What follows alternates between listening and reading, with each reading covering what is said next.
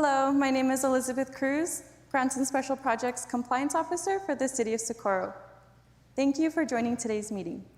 Before meeting begins, we would like to remind our guests to please remove all hats and silence all electronic devices. No disruptive behaviors or outbursts will be tolerated, and violators are subject to ejection or possible prosecution. Hola, mi nombre es Judy Rodríguez, planeadora de la ciudad de Socorro. Gracias por participar en la reunión de hoy. Antes de que comience la reunión, quisiera recordarle a nuestros invitados favor de quitarse los sombreros y silenciar todo dispositivo electrónico. No se tolerará ningún comportamiento perturbador ni exabrupto y los infractores estarán sujetos a expulsión y posible procesamiento.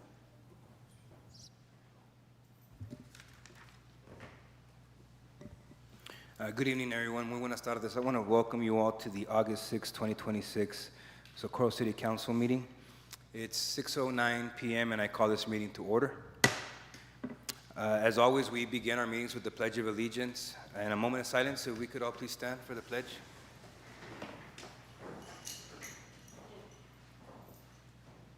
RC, you want to lead us in the Pledge of Allegiance today? Yeah? On your count, whenever you're ready. Okay?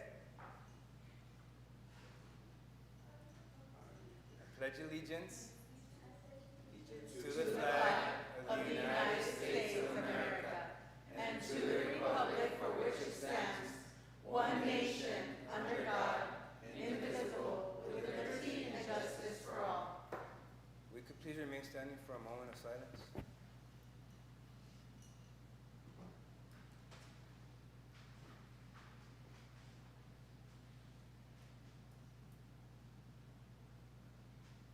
Thank you.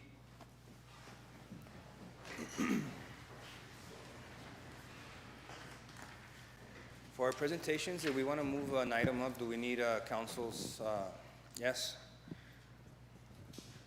Can we do the establishment first? Sure. This time we'll establish quorum. Ruben Reyes is absent. Cesar Nevares. Here. Alejandro Garcia. Here. Mayor Rudy Cruz Jr. Here. Gina Cordero. Here. And Irene Rojas. Here. Mayor, we have a quorum. Thank you. Do we have any folks signed up for public comment? We have no speakers for public comment. We don't? You want to move 6 before 5? I'd like to make a motion to move presentation number 6 up before number 5. There's been a motion and second to move the presentation item 6 before 5. All those in favor say aye. Aye. That motion carries. At this time, we're going to go ahead and present agenda item number 6. This item is to present certificates of recognition to R.C. Baquera, Alea Baquera, and Alexandra Baquera for qualifying for the Texas Amateur Athletic Federation State Swimming Competition. And just to give you all a little bit of background about R.C. Baquera, Alea, and Alexandra Baquera, who are all competitive swimmers with the El Paso Cohen Stingrays, who have earned the opportunity to compete at the Texas Amateur Athletic Federation State Swimming Competition through their dedication, perseverance, and exceptional performance. These young athletes will proudly represent the El Paso region and the city of Socorro at the state competition. Alexandra, at only 4 years of age, will be competing against swimmers up to 6 years old, demonstrating remarkable talent and determination at such a young age.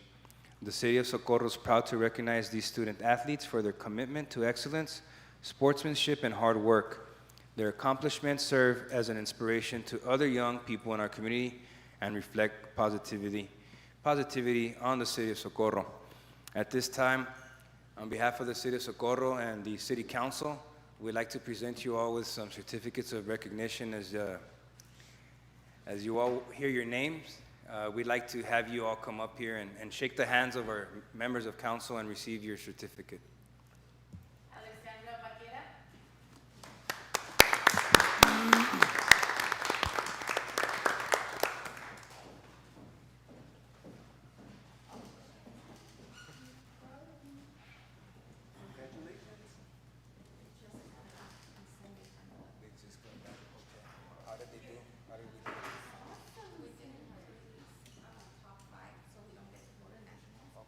But there was a really tough competition.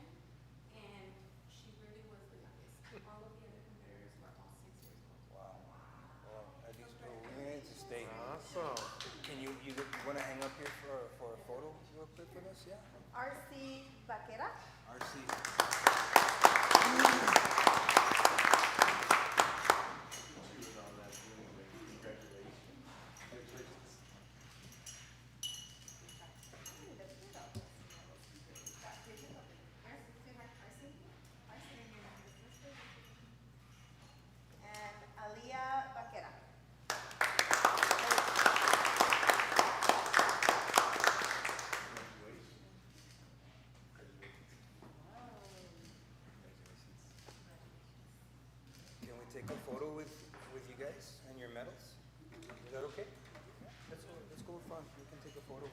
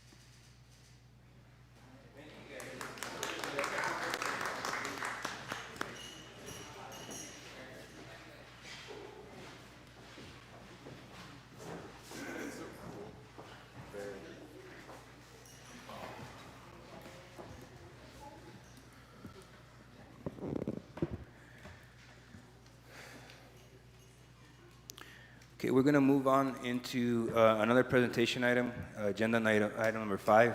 This is the workshop and discussion and action on fiscal year 2026-2027 budget for all City of Socorro departments, including revenue projections for fiscal year 2026-2027.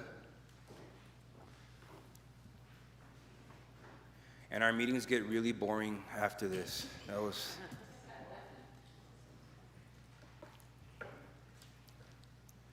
Good evening, Mayor and Council. Adriana Rodarte, City Manager. Thank you for the opportunity to present the proposed fiscal year 2026-2027 budget. Before I begin, I would like to note one update regarding the backup materials provided with today's agenda. Since those materials were prepared, there have been changes to the city's health insurance premiums, which resulted in a slight adjustment to some of the budget figures. The presentation before you this evening reflects the most current and accurate proposed budget, including those updated health insurance costs. The corresponding backup material will be updated accordingly, and the revised figures will be reflected in future agendas and public notices. Today's presentation will focus on city's proposed tax rate, major budget recommendations, department changes, and the overall financial outlook for the coming fiscal year. As you will see throughout today's presentation, this budget reflects months of collaboration between staff and our department directors. Every recommendation before you today was carefully evaluated to ensure that we continue providing quality services to our residents while maintaining the city's long-term financial stability. This year's budget presented unique challenges, including rising operational costs, inflation, and increasing demands for municipal services. These challenges require staff to carefully evaluate every expenditure, every position, and every operational process throughout the organization. Although this budget contains difficult recommendations, I believe it also reflects responsible financial planning and positions the city to continue moving forward while maintaining the services our community depends on. Next slide. Today's presentation is organized into four sections. First, we'll review the proposed property tax rate, including the different tax rate scenarios available to council and the impact each would have on both the city revenues and our taxpayers. Second, we will respond to council's direction over the 65 homestead exemption that will be presented by Deputy City Manager Victor Perez. Third, I'll walk through the significant department recommendations, including the proposed budget. These include staffing changes, organizational restructuring, and several strategic initiatives designed to improve efficiency while maintaining service levels. And fourth, we'll conclude with the overall financial snapshot showing projected revenues, expenditures, and the impact each tax rate option has on the city's fund balance. Next slide. As you can see, the city's adopted tax rate has changed over the years. However, it's important to understand that under the Texas Truth in Taxation laws and the implementation of Senate Bill 2 in 2019, those changes should not simply be viewed as tax decreases or tax increases. Each year, the state calculation, the no new revenue rate, and the voter approval rate based on changes in taxpayers' property values. As property values increase, the tax rate often decreases, even though the cost of providing municipal services continues to rise. In other words, a lower tax rate does not necessarily mean that the city has more financial flexibility. At the same time, our community has continued to experience significant residential and commercial growth. More residents and more development mean greater demand for police, parks, streets, planning, inspections, recreation programs, and every other city services that the city provides. While those demands have continued to grow, the city's ability to generate additional operating revenue has become more restrictive under Senate Bill 2. As a result, staff has relied on organizational efficiencies, restructuring, technology, and third-party services and partnerships to continue meeting the needs of our residents. Those efforts have allowed us to maintain service levels, but they have also limited our ability to grow the organization at the same pace our community is growing. That brings us to this year's proposed budget. Next slide. Before discussing individual departments, it is important to begin with the tax rate because the tax rate ultimately determines the amount of revenues available to fund our city operations. There are 3 rate options available for council's consideration. I want to point out all 3 tax rate scenarios include the debt service necessary to support the 2026 Certificate of Obligations received. The first is the no change rate.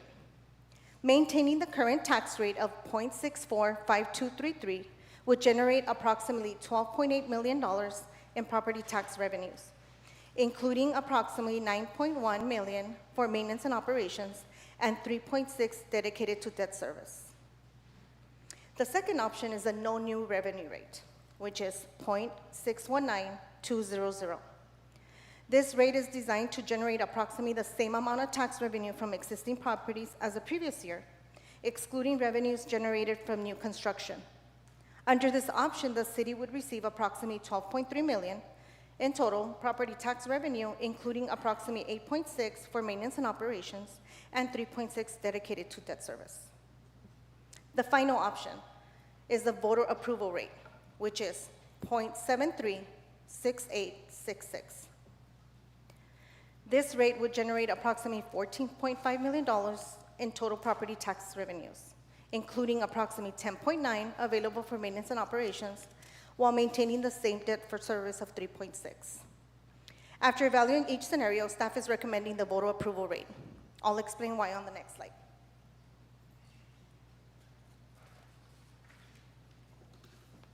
Recommending the voter approval rate was not a decision staff made lightly. Throughout the budget process, we challenged every department to identify operational efficiencies, reduce expenditures, and evaluate staffing needs before considering additional revenues. Even after those efforts, the proposed budget still requires approximately $2.1 million from the city fund balance. Had staff recommended either the no change rate or the no new revenue rate, the city's reliance on reserve would increase significantly, requiring even deeper reductions in personnel, programs, or city services, which is not sustainable. The voter approval rate provides the revenue necessary to preserve the services our residents expect while allowing the city to continue investing in critical operations and infrastructure. It also provides the best opportunity to responsibly manage the city's long-term financial health while avoiding much larger financial challenges in the future years. For those reasons, staff recommends adopting the voter approval rate of 0.736866. Next slide. This slide illustrates what each tax rate option means for the average homeowner. Using a home valued at $100,000 as an example, maintaining the current tax rate would result in the annual city property tax rate of approximately $645. Under the no new revenue rate, the amount would decrease to approximately $619.20. Under the recommended voter approval rate, the annual city tax would be approximately $737.87, representing an increase of approximately $91.63 annually, or approximately $7.64 per month, compared to maintain the current rate. While staff recognizes that any increase affects our residents, we believe this recommendation strikes the appropriate balance between maintaining essential city services and preserving the city's financial stability. Next slide. Earlier this year, Mayor and Council directed staff to evaluate the fiscal impact of increasing the municipal homestead exemption for homeowners 65 years of age and older, as well as the feasibility of implementing a municipal property tax freeze in accordance with Texas law. Staff completed the analysis, and at this time, I'd like to invite our Deputy City Manager, Victor Perez, to present his findings and discuss the potential financial impacts of those options. Mr. Perez.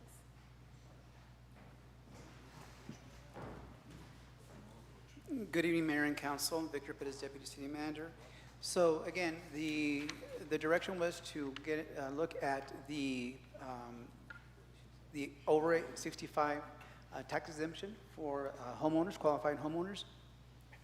At this time, the city does have a $5,000 exemption for home residents or homeowners that are 65 or over. At that point, the taxable value or rather the pool that is taxable is $2,756,310,871. That is the total taxable value, the total pool that you have for consideration. With that $5,000 exemption, your loss of taxable value is $2.9 million. So that's revenue that you're not capturing. Okay. So then we go up to the next value of having a $10,000 possible exemption. At that point, your pool of taxable value would be $2,712,624,482. That's your total taxable pool. You would have a loss of about $37.8 million of revenue. So that's money that would not come into the city coffers.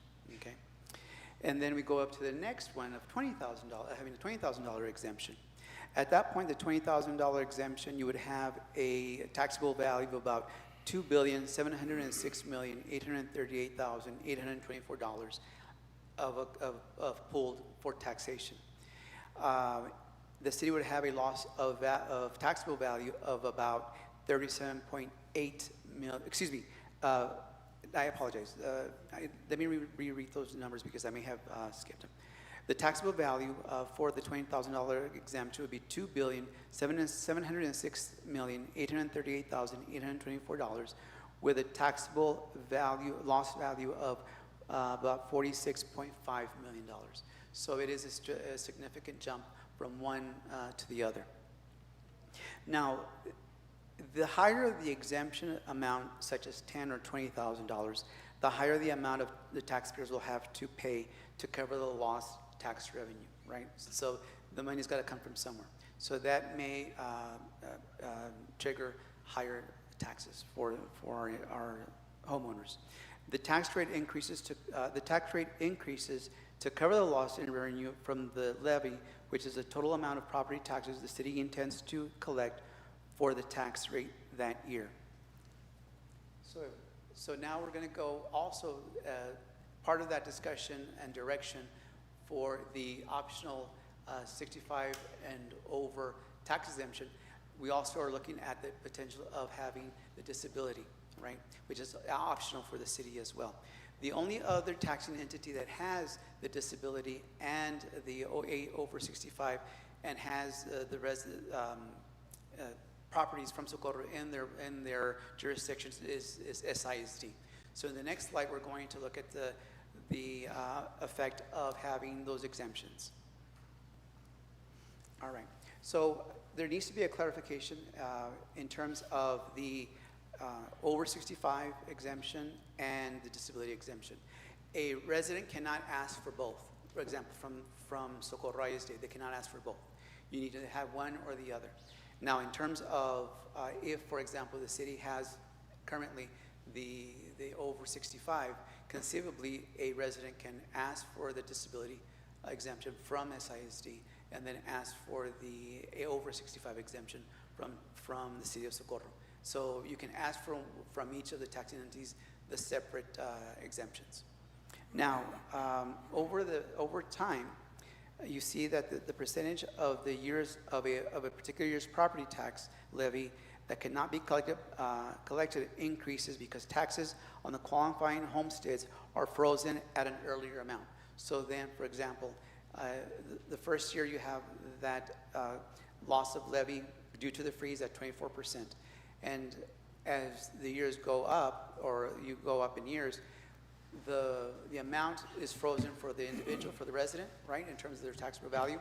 Doesn't mean that their property value didn't go up. It doesn't mean that the tax rate didn't go up. It simply means that they're capped, right? So then you're at one point, over, let's say, the 8-year period that's covered here, you're having a loss of 98.59% of revenue because you're not collecting that revenue because they're capped on the property tax.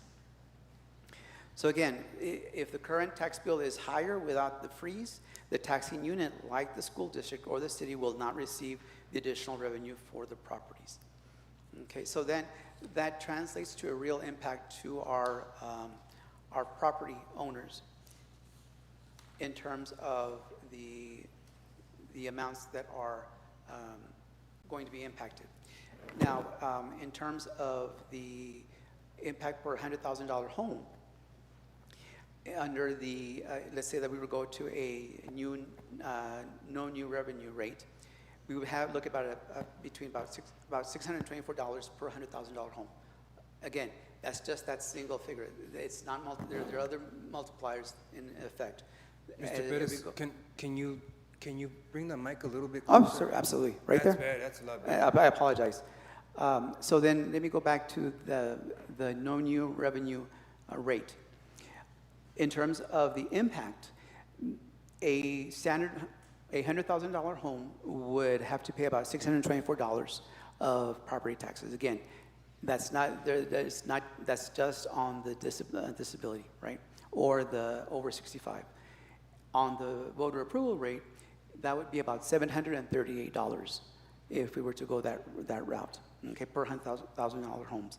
So in total, you are looking at the no new revenue rate of about $17,000 to $20,000 decrease per home of not getting a revenue, or on the voter approval side, you're looking between $20,000 to $25,000 decrease of revenue not realized from the city. Okay, so again, it's just those are things that are in conversation now. We're not at the point where we can do that because of this tax cycle, property tax cycle. But we can certainly, we would need a directive, a formal directive from council in a later meeting to pursue this and be included in the next budget workshops. Okay. Any questions? Any members of council have any questions? Mr. Garcia? Mr. Perez, I know the rumors around Austin is that they want to get rid of property taxes. Right. Now, how would that affect us as a city? Well, that would be, of course, we would need to have other forms of taxes, right? Being able to get those revenues. We might have to look at sales taxes, those kinds of things that would generate that revenue for us. And so unless we get clear direction from the state, then we'll be able to react to that. Unfortunately, we're going to be put in a reactionary mode because we don't know what the state will do. But nonetheless, we will need to go through alternative measures such as sales taxes and other taxes that we, as a city, would be able to impose. So will us losing property taxes would, in fact, change our identity as a city and budget-wise as well? Absolutely, absolutely, because you would have a greater limitation on, of course, revenue drives the services, right? Your amount of revenue that you bring in impacts your services. So the inverse is true. The less revenue you have, the less services that you're able to provide. Thank you. And just to add on to that, you depend on property taxes. Almost 85 to 90% of your budget is based on property taxes. So if we're not collecting property taxes, that you're not going to be able to provide any type of service for our residents. Thank you. I have a question. Yes, sir. When you say this is something that you recommend council bringing back at a later date at a separate budget workshop, are you talking about all of the items, or are you just talking about the tax freeze, or are you also talking about the disability as well? Well, that would be your council's purview. That would be part of the directive, right? Remember that these taxes are optional, right? So, and you already have the over 65. You already have that at $5,000. So then the research per your directive could be to look at what would be the impact with firmer numbers as we get closer to the budget process to be able to provide that to you for your consideration. Now, the disability, the city does not offer at this point. Again, that's an optional tax optional exemption. And so that would also be part of your directive, could be part of your directive for that to be included for consideration. I guess just to, the question being for the exemption of disability, how healthy would our operational budget be if the council was to adopt something like that today? For disability? Yes. Okay, so then, Just to clarify, so these exemptions are not for this budget cycle. You don't have any mechanism in place right now to put them in this tax roll, right? What he meant to say is that you would have to place an item on the agenda earlier on so we can make sure that next budget cycle, you're able to create those exemptions and then be able to bring you what that impact us. So today, we're not ready to take action on any of the freezes, the 65 and over, or the disability? No, all we're Okay. bringing to you is a homework that we did, the research about how much does it impact if you all were to decide to do these exemptions in the future. But we haven't created any type of mechanism to be able to take back to the El Paso CAD and the tax comptroller and telling them, hey, we want to do this, right? So that would not be till next budget cycle. Okay. thank you for the clarification. And yes, and that's what I meant by the directive. It would be in preparation for the next budget. Okay. Okay. I think what we also need to do moving forward is we need to start doing some type of forecasting, working alongside our planning and zoning department.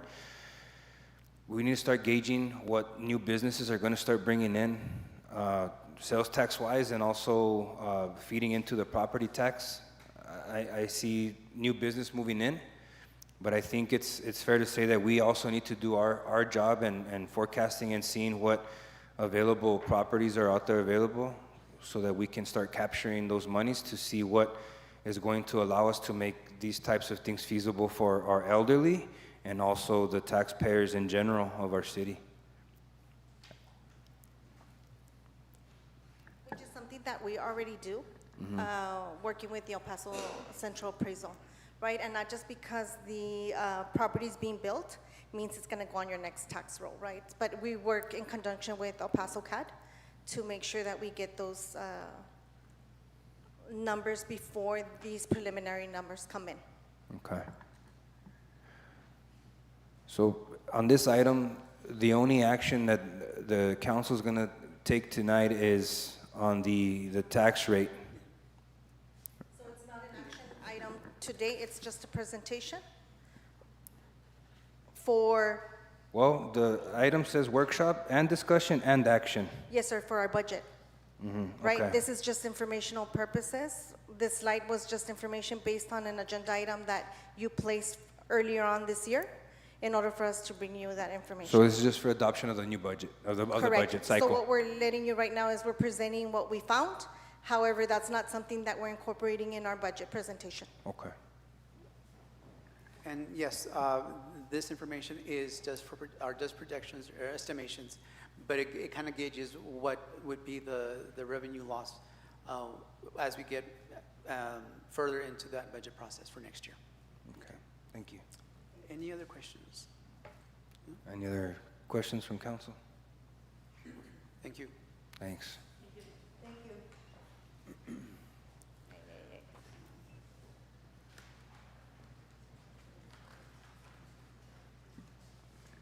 Thank you, Mr. Perez. Before I begin discussing each department individually, I'd like to take a moment to highlight the overall work that went into developing this proposed budget. Last year's adopted budget totaled approximately $22.9 million. This year's proposed budget totals approximately $18.7 million, representing an overall reduction in expenditures of approximately 18%. A significant portion of this reduction is the result of removing the $4.1 million intergovernmental support agreement known as ICSA from the proposed budget. However, the budget before you today also reflects many difficult decisions made throughout this process.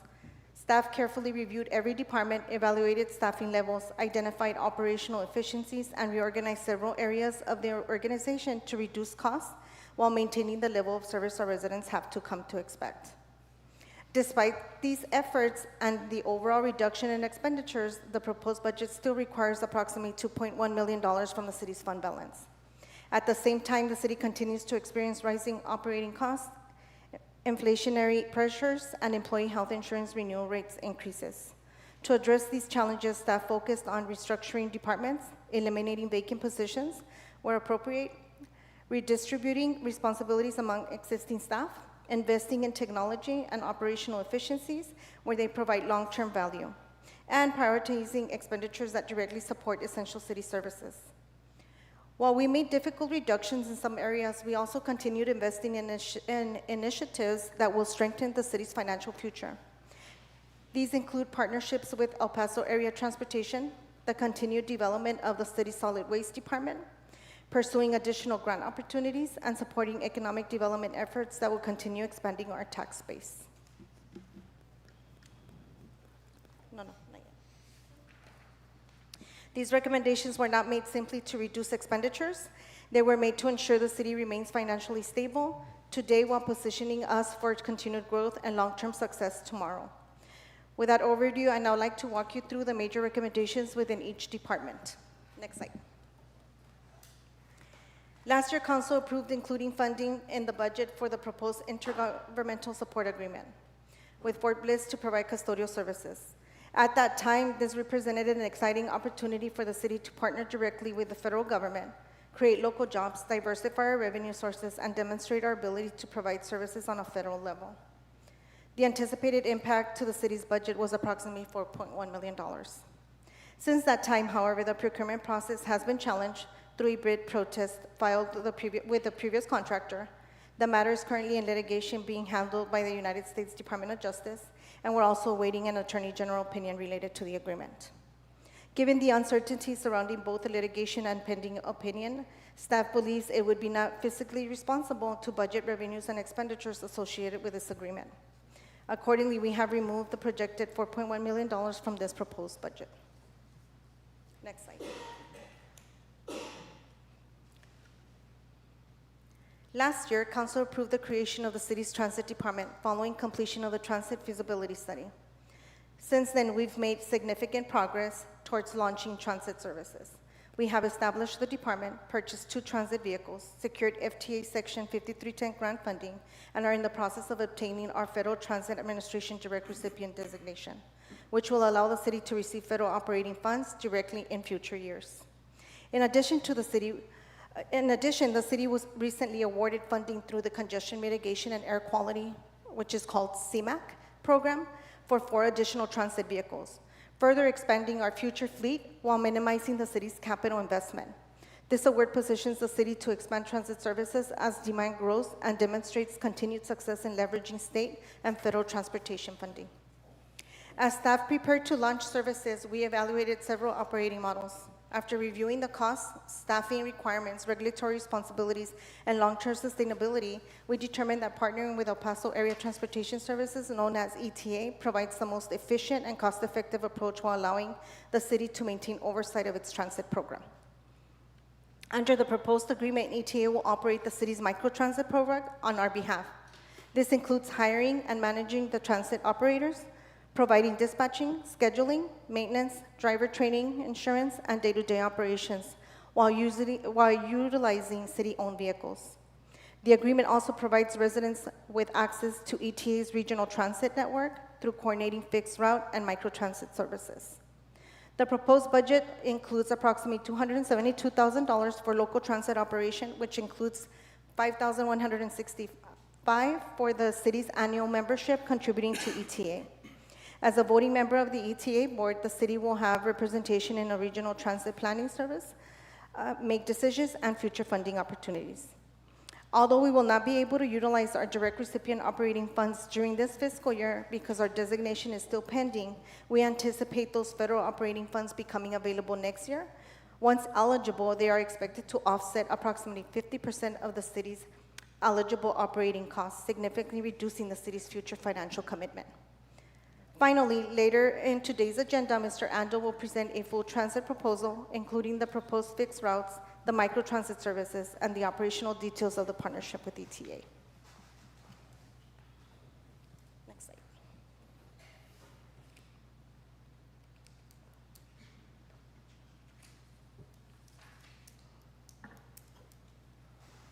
One of staff's priorities during the budget process was continuing to support our employees while recognizing the city's current financial challenges. At the request of at-large Representative Ruben Reyes, staff evaluated financial impact of providing a 3% cost of living adjustment for all employees. That analysis determined the annual cost would be approximately $276,770. After carefully reviewing the city's financial conditions, staff is recommending a cost of living adjustment. This is not recommending a cost of living adjustment this fiscal year. Given the financial constraints reflected in this proposed budget, we do not believe adding a recurring expense of this magnitude would be fiscally responsible. However, the city continues to invest in its employees in several meaningful ways. Eligible employees will continue to receive a merit-based step increase of up to 3% based on their annual performance evaluations. As in previous years, employees who have reached the maximum of either their salary range or not eligible for additional step increases under the city's compensation plan. The proposed budget also includes approximately $313,800 for the city's contribution to the 457 deferred compensation plan for participating employees, reinforcing our commitment to helping employees prepare for retirement.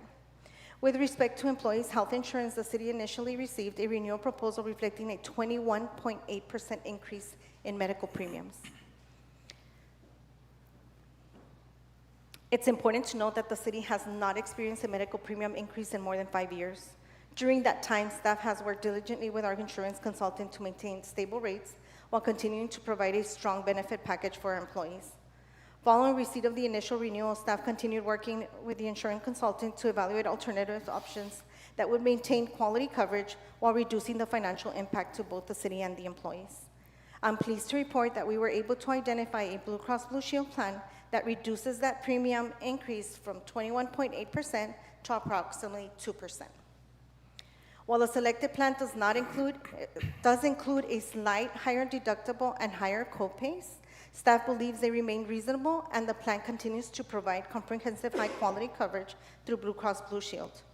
Most importantly, the approximately 2% increase falls within the contingency already included in the proposed budget, meaning no additional funding is needed to support the employees' health insurance programs. While we're not recommending a cost of living adjustment this fiscal year, the city continues to provide a competitive compensation and benefit package through merit-based step increases, retirement contributions, and a comprehensive employee benefit program. Staff believes this approach balances our commitment to our employees and our responsibility to maintain the city's long-term financial stability. Next slide. The only staffing addition recommended within the city manager's office is one of a full-time custodian. The proposed budget includes the addition of one full-time custodian assigned to the administration building and the Chayo Apodaca Center.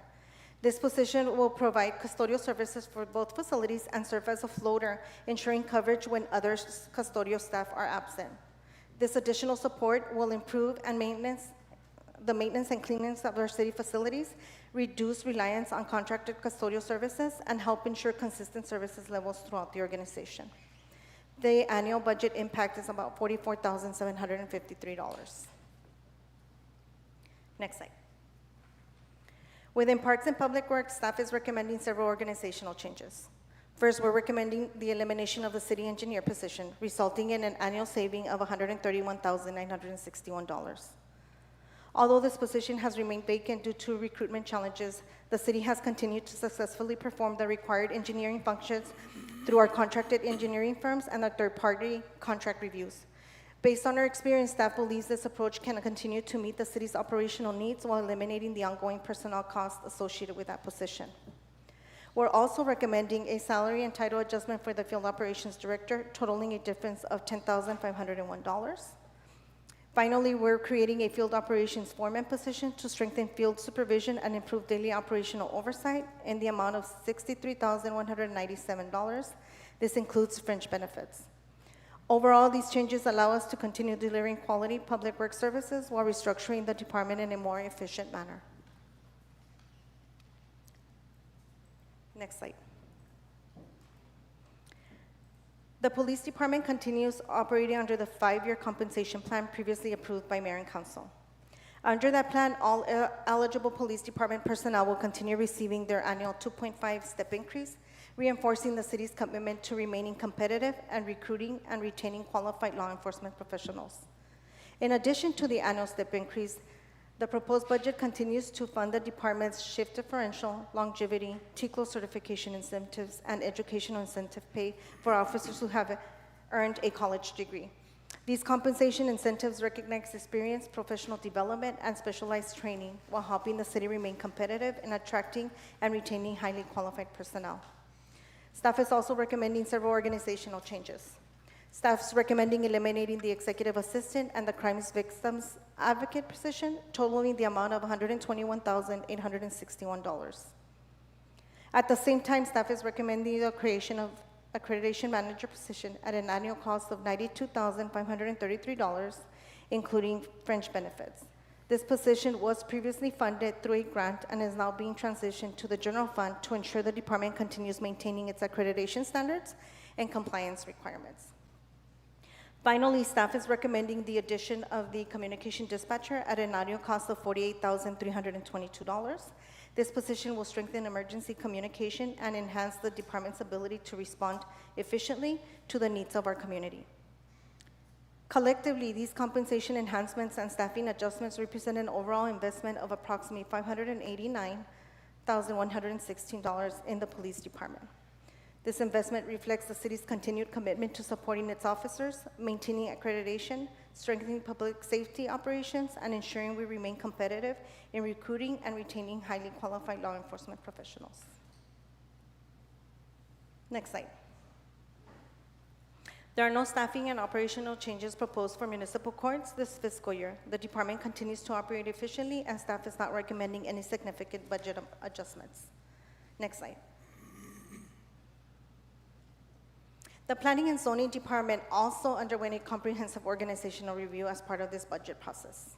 Staff is recommending the elimination of the building official position, resulting in an annual savings of $85,111, as well as the elimination of the building inspector position, resulting in an additional savings of $57,072. We're also recommending reclassifying the planning clerk 3 position to a planning technician position. This adjustment better aligns the position with the duties currently being performed and reflects a salary adjustment of $5,404. To ensure there is no disruption in service, building plan review and inspection services will provide through a third-party contractor. These services are funded through the city's permitting process, meaning the cost is recovered through permit fees rather than being absorbed by the general fund. This approach significantly reduces the city's personnel costs while maintaining the same level of service for our residents and development community. Overall, these changes improve department efficiency, reduce long-term personnel costs, and allow the city to continue providing timely development review, permitting, and inspection services. Next slide. There are no staffing or operational changes proposed within the HR. Next slide. Our health contract remains the same. No changes are being proposed at this time. Next slide. The only significant adjustment within the finance department is an increase of approximately $35,000 for our annual audit service. This reflects current contractual costs and ensures the city continues meeting all financial reporting and audit requirements. Next slide. Within the Grants and Special Projects Department, staff is recommending the elimination of the Economic Recovery Coordinator position, resulting in an annual savings of $84,550. This position was originally created during the COVID-19 pandemic to support the city's economic recovery efforts. As those recovery efforts have concluded, the position's responsibilities have shifted primarily to economic development, initiatives, grant coordination, and the city's foreign trade zone program. Over the past year, Deputy City Manager Victor Perez has overseen the department, giving him a thorough understanding of its operation and responsibilities. Based on that experience, staff believes the duties currently assigned to the Economic Recovery Coordinator can be effectively absorbed by Mr. Perez without replacing the position. To further support the city's foreign trade zone program, both Deputy City Manager Victor Perez and Development Service Director Alejandra Valadez have completed foreign trade zoning training. Ms. Valadez is currently pursuing her certification, and upon completion, Mr. Perez will pursue his certification to ensure that the city has multiple certified staff members to support the program. This cross-training and redistributing of responsibilities allows the city to continue supporting economic development, grant administration, and the foreign trade zone program, while improving organizational efficiency and reducing personnel costs. Next slide. The primary change within the city clerk's office is that we are not having a municipal election scheduled this fiscal year. As a result, we're reducing the election budget by approximately $105,000. We're also budgeting for the implementation of an agenda and records management software to improve efficiency and records management in the amount of $19,000. Next slide. Within the Information Technology Department, staff is recommending eliminating the IT director in the amount of $90,390, while adjusting the system administrator's salary to better reflect the expanded responsibilities that position will assume. The increase is about $9,109. We're also increasing funding for software renewals, technology contracts, and the city's network upgrade project in the amount of $169,000. These investments continue modernizing our technology infrastructure while maintaining reliable support for all city departments. Next slide. The Recreation Department has several proposed budget adjustments to better align with the actual cost of providing programs and community events. Staff is recommending an increase of $50,000 to the service contract line item and $30,000 to the events budget. These increases are not intended to expand programming, but rather align the budget with current operating expenses. In recent years, the costs have routinely required budget amendments throughout the fiscal year. By appropriately funding these line items upfront, staff is representing a more accurate and transparent operating budget.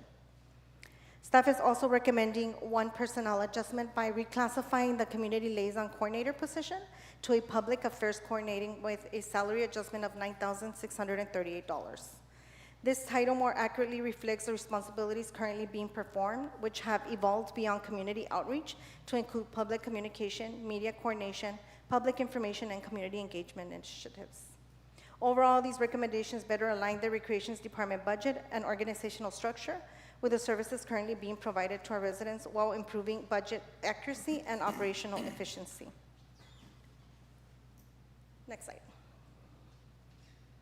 This final slide summarizes the overall financial impact of each tax rate option. Under the recommended voter approval rate, the city is projected to receive approximately $16.6 million in total revenues, while budgeting approximately $18.7 in expenditures. Although staff is recommending the voter approval rate, it is important to remember that this proposed budget is approximately 18% lower than last year's total expenses. This reflects the significant effort staff has made to reduce expenditures while continuing to provide the services our residents expect. The result is the use of approximately $2.1 million from our fund balance. Although staff believes this level of reserve usage is manageable, it also demonstrates why the organizational changes discussed today were necessary. Without those adjustments or without the recommended voter approval rate, the city's reliance on reserve would be substantially greater. Staff believe this budget represents a responsible balance between maintaining service levels, investing in strategic initiatives, and protecting the city's long-term financial health. Next slide. Mayor and Council, this concludes my presentation. I want to thank each department director and every member of staff who contributed to the development of this proposed budget. While many of the recommendations presented today were difficult, they were made with one objective in mind, ensuring the city of Socorro. I think all of the savings that we've been seeing are necessary for us to continue operating. Governor of Texas was in our city yesterday, and he spoke highly of our city. We've been able to move development a lot quicker than other parts of Texas because we are setting the tone, as he mentioned, through the third-party inspection that, as you can see, we've done some adjustments in our planning department. But at the end of the day, I know sometimes it may be difficult for us to make some of these decisions, and some of the savings that you see may also include personnel that may no longer be part of the operation. But again, let's keep in mind that these positions were created during a time that no longer exists. These positions came about during COVID. And so we've gotten past that, and I think it's time for the city to move forward in the direction that's needed for us to continue operating in a positive manner. I noticed that this item required action. So does the council that has to take action on this item tonight? Correct. Yes, so In regards to the budget? staff is asking for direction. Are we in the right direction, or is there any changes that you would like to change based on our presentation tonight? Right, so right now is the time, if there's something that you don't agree with, is there something that you want to add, you know, or you want to remove, now is the time so we can go and make the necessary changes. Because after today, things are going to move fairly quickly with posting of the budget, posting of the proposed, you know, tax rate. Things will move fairly quickly, so staff really needs direction tonight if we're on the right path. So based off of the presentation, do any members of council have any questions, concerns, or comments on what was presented tonight and any of the slides here with any of the adjustments made in any of the departments? You guys, does that sit well with everyone? I got a question. Mr. Garcia? And this is, what does the crime victims advocate do? I know we're trying to get rid of the position. I just want to make sure that what do we? Good what's the job evening. and title? Robert C. Rojas, Proud Chief of Police for the City of Socorro. So the crime victim advocate was a position that existed previously, and what they do is they do victim outreach.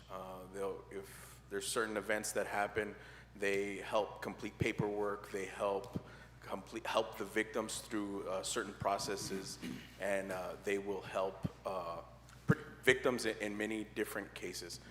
The reason that I went to Ms. Rodarte and eliminated it is because the district attorney's office also provides these services. And it's, to me, in my mind, we're not as large of an agency like the sheriff's office and the El Paso Police Department. Our cases that are, knock on wood, severe, we're able to coordinate with the district attorney's office to be able to provide those services.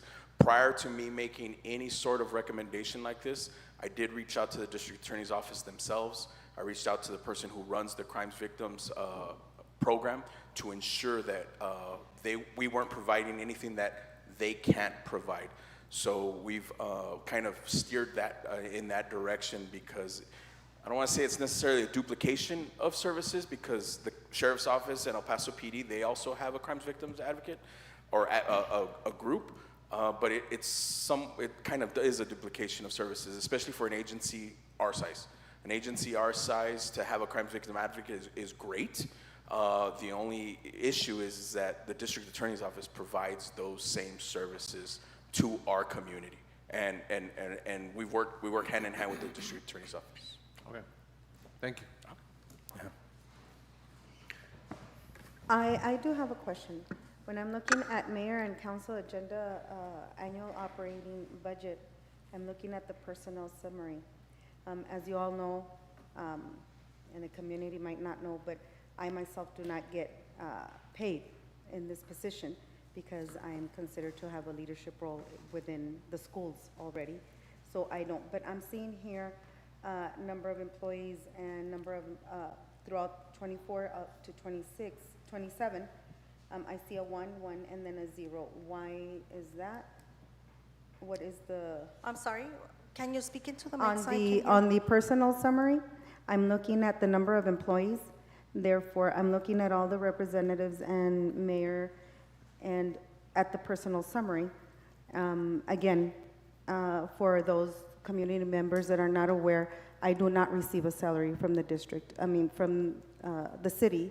Correct. Because I have a leadership position with the schools, right? But I'm trying to see what this means, that 1, 1, 0, because everybody else is at 1, but I have a 1, 1, 0, so I'm assuming it would have been 0, 0, 0? No? No, so it's throughout the years. That's what I'm saying. Throughout the So fiscal years. last year, I have a 1, Okay, at this one, it changed to 0? and this year, That's a typo, so we could change that. It should be 1. It's always been 1, okay. right? And Because that's, you hold the position, yes. okay, because it caught my attention where it varied Yes, I in mean, that I one. need to look at it, but I'll definitely look at that. Okay, thank you. Any other questions or comments on this here? No, so I'm gonna need Mr. Garcia? On the COLA, is there any wiggle room with that? Staff recommendation is no, but you always have wiggle room. It's just that your fund balance, you would be dipping $276,000 into your reserves. Yeah, okay, all right, And so once you do that, it's a recurring charge every year. right. Maybe But you are able to make that recommendation, so Okay. staff can add that. can we look into a one-time stipend? Or something like that? I don't believe stipends are allowed maybe- based on, Or maybe like a bonus yeah. for our staff? That's a loaded question. Right, I mean, I think at this point, we would have to look, it's not as simple as just giving Okay, out right. a stipend or a bonus, kind of as you would do in a private company. And so I think it's a little bit more complicated than a little bit more complex Okay. to make And sure it's I'm uniform. able to receive a bonus, but that's part of my contract, right? That's Right. why I'm contracted and appointed through council. So that's the reason why you're able to provide me a bonus, because that's part of my contract, right? But we can go back and research that, Okay, and we can provide you an answer. thank you. Thank you. Adriana, can you please also research what could have been my salary, where we can donate that portion, what should have been the salary for me? Correct, so that salary is in the budget, so during budget amendments, we allocate it somewhere else where it's needed. Unless you have a specific general fund item that you want to put it in, we can go ahead and do that. But usually, because before you, Mr. Perez, when he served in council, he also not collecting a salary, but we would use that through our budget amendments to be able to offset other costs throughout the year. Okay, thank you. Any other questions or comments for staff? No, at this time, I'm gonna need a motion and a second for the 2026-2027 budget for our departments to include revenue projects for fiscal year 2026 and 2027. Motion to approve. Second. There was a motion and second, and also note with the adjustment for Ms. Rojas on that discrepancy. So Correct, it's just Sure, the yeah. number. There's a motion and second. All those in favor say aye. Aye. And that motion carries. Thank you. Okay. At this time, we move into a consent agenda. Motion to consent agenda? Second. There's been a motion and second to consent. All those in favor say aye. Aye. Aye. And that motion carries. We now move into our regular agenda with agenda item number 12. This is a public hearing of an ordinance approving a proposed amendment to the City of Socorro's master plan and rezoning of Lot 2, Block 1, Socorro Rehabilitation Subdivision located on South Moon Road, City of Socorro, El Paso County, Texas, from C2 General Commercial to R1 Single Family Residential to allow for the construction of a residential dwelling. It's now 7:09 p.m. and the public hearing is now open. No speakers, Mayor. As there are no speakers, we close it at 7:09 p.m. as well. We move into agenda item 13.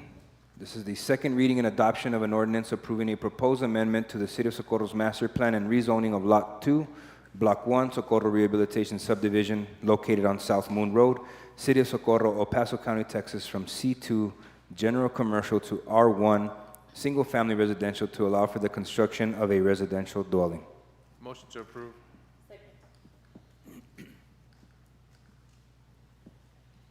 Good evening, Mayor and Council. Thank you for your attention this evening. Lorraine Quimito, City Planner. The next item on the agenda is the rezoning of a property on South Moon Road. This is a Lot 2, Block 1, Socorro Rehabilitation Subdivision. Property owner and representative is Jesus Cortez, and this property is just a little over an acre in size. The zoning is C2 General Commercial. It is currently vacant, and the future land use designates this area as mixed use. This request is for approval of a rezoning of a property from C2 General Commercial to R1 Single Family Residential to allow for the construction of a residential dwelling.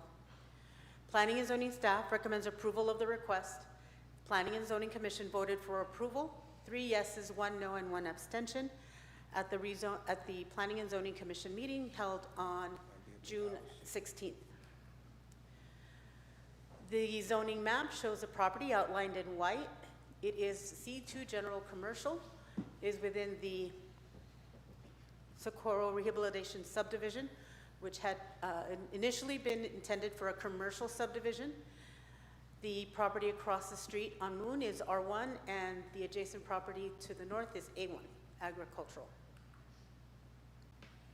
The future land use map designates the area as MU, mixed use.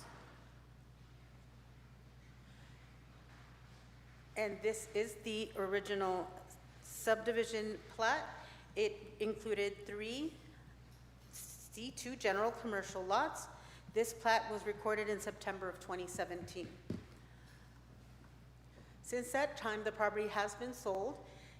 It is currently vacant, as you can see on our aerial image. It is outlined in white. It is surrounded by residential, agriculture, of various residential types of land uses, and the Ventanas nursing home on Alameda to its rear.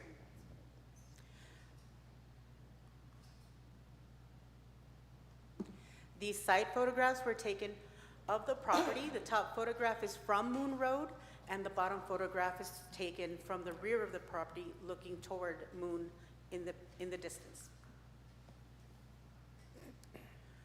Public notices were sent to property owners within 200 feet of the applicant's property. No notices were received either in favor or against the request prior to the Planning and Zoning Commission public meeting.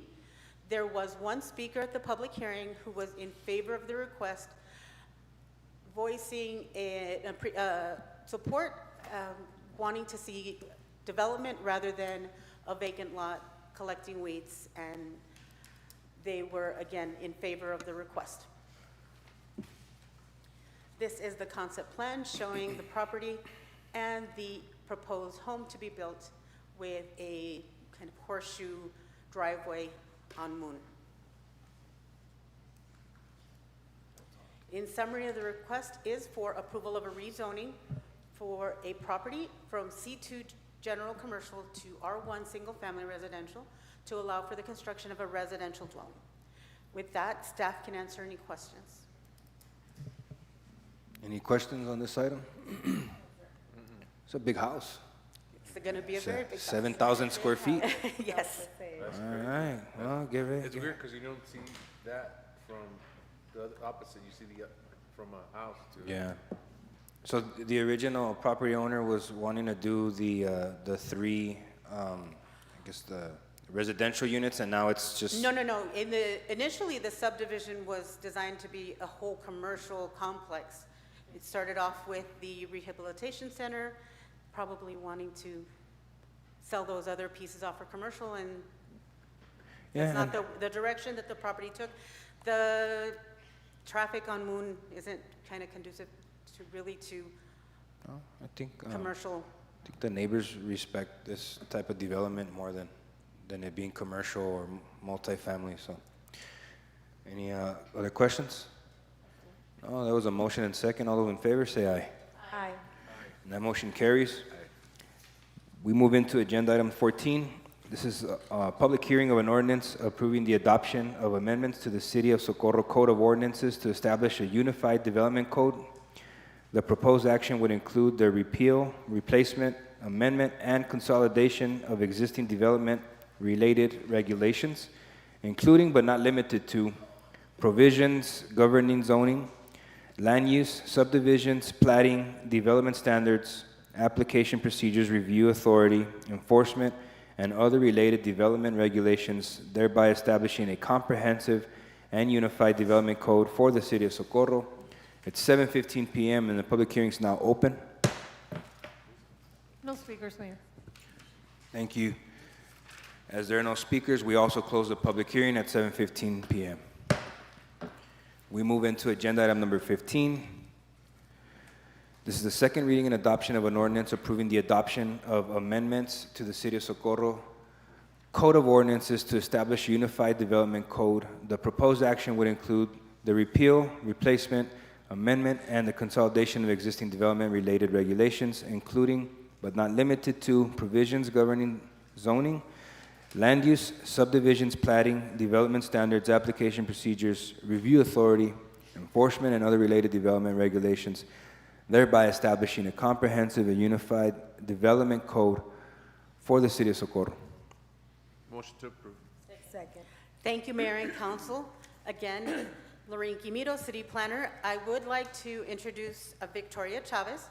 She is Project Manager with Able City within their planning division. She has been a wonderful partner in this whole process of putting together the UDC and presenting it to you here today. She worked with, and her team worked closely with city staff, Planning and Zoning Commission, stakeholders, residents, and other members of the, throughout the development of the city's proposed UDC. This evening, she will present the proposed ordinance, which consolidates and modernizes the city's existing development code. The proposed UDC is designed to streamline the development review process, improve clarity and consistency, and better align with the city's development standards with the city's long-term vision and goals in mind. City staff recommends approval of the adoption of the UDC. The Planning and Zoning Commission voted 4 yeses, 0 noes, and 0 abstentions at their July 21st meeting in favor of adoption of the UDC. With that, I'd like to introduce everyone to Ms. Victoria Chavez.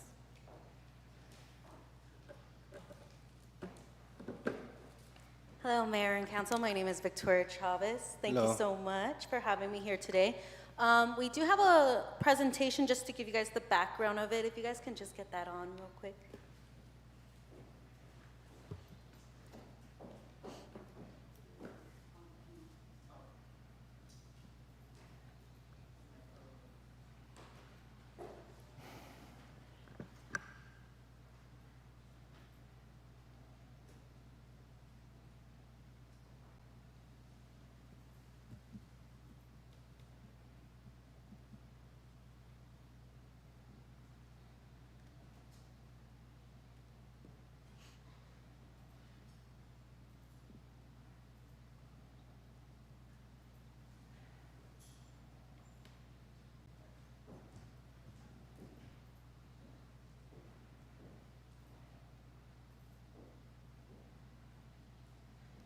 Perfect.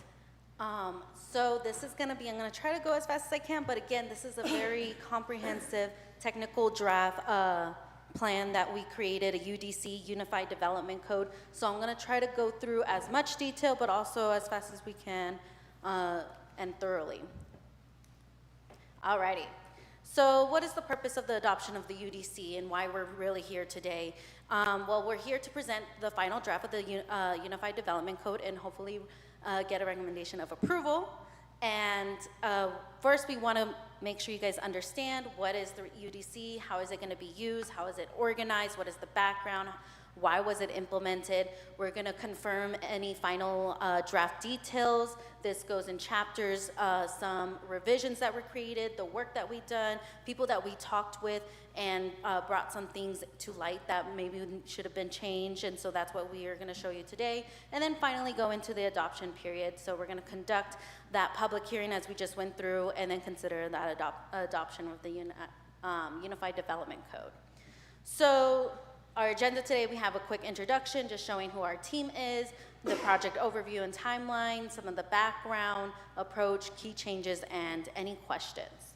So our team, we are the consultant with Able City. We are located in San Antonio, but I have an office here in El Paso. I am the project manager. We have a very diverse team that really works on different aspects and has been part of this project from the beginning and really was able to bring this code, Unified Development Code, the way it is today. So what is the Unified Development Code? I don't know if you guys remember, we came maybe a few, I would want to say almost a year ago now, presenting about what the UDC is. And again, it is one coordinated set of regulations. It really governs more on development, how the land should be used, divided, and reviewed. So one big thing I do want to emphasize that the UDC is not like the comprehensive plan. Though it came from the comprehensive plan where it really comes from community policy and direction, the UDC is supposed to establish regulations that are going to be used to really implement and form those directions.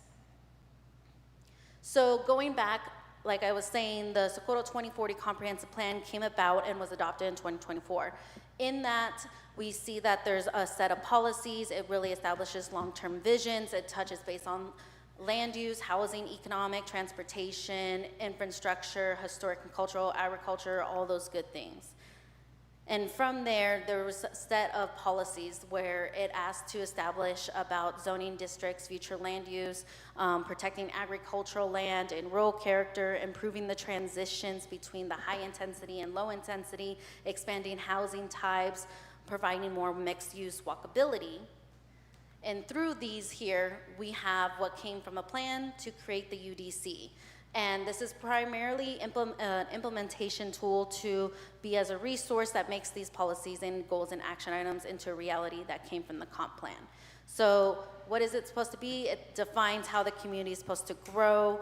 It shows the future development and regulations from there and the type of land uses that are intended. And then we're also establishing zoning districts that really complement the comp plan and also provides a more streamlined but permitted and conditional uses, dimensional and design standards of more clarity, subdivision requirements that are more clear and straightforward and up to date, approval procedures, and even enforcement authority.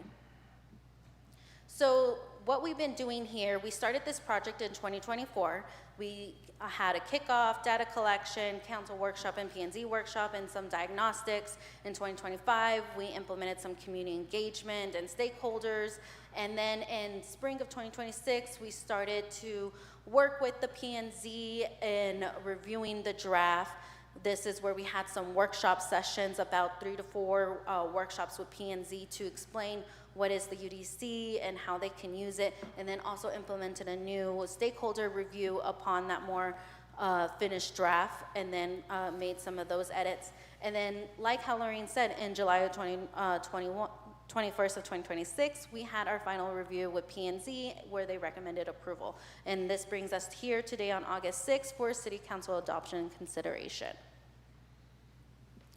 So the UDC was developed through phases of code diagnostics, community and stakeholder input, and then 3 cycles of draft creation where city staff reviewed, the public comment got to review and provide comment, stakeholder reviewed and provide comment, as well as P&Z.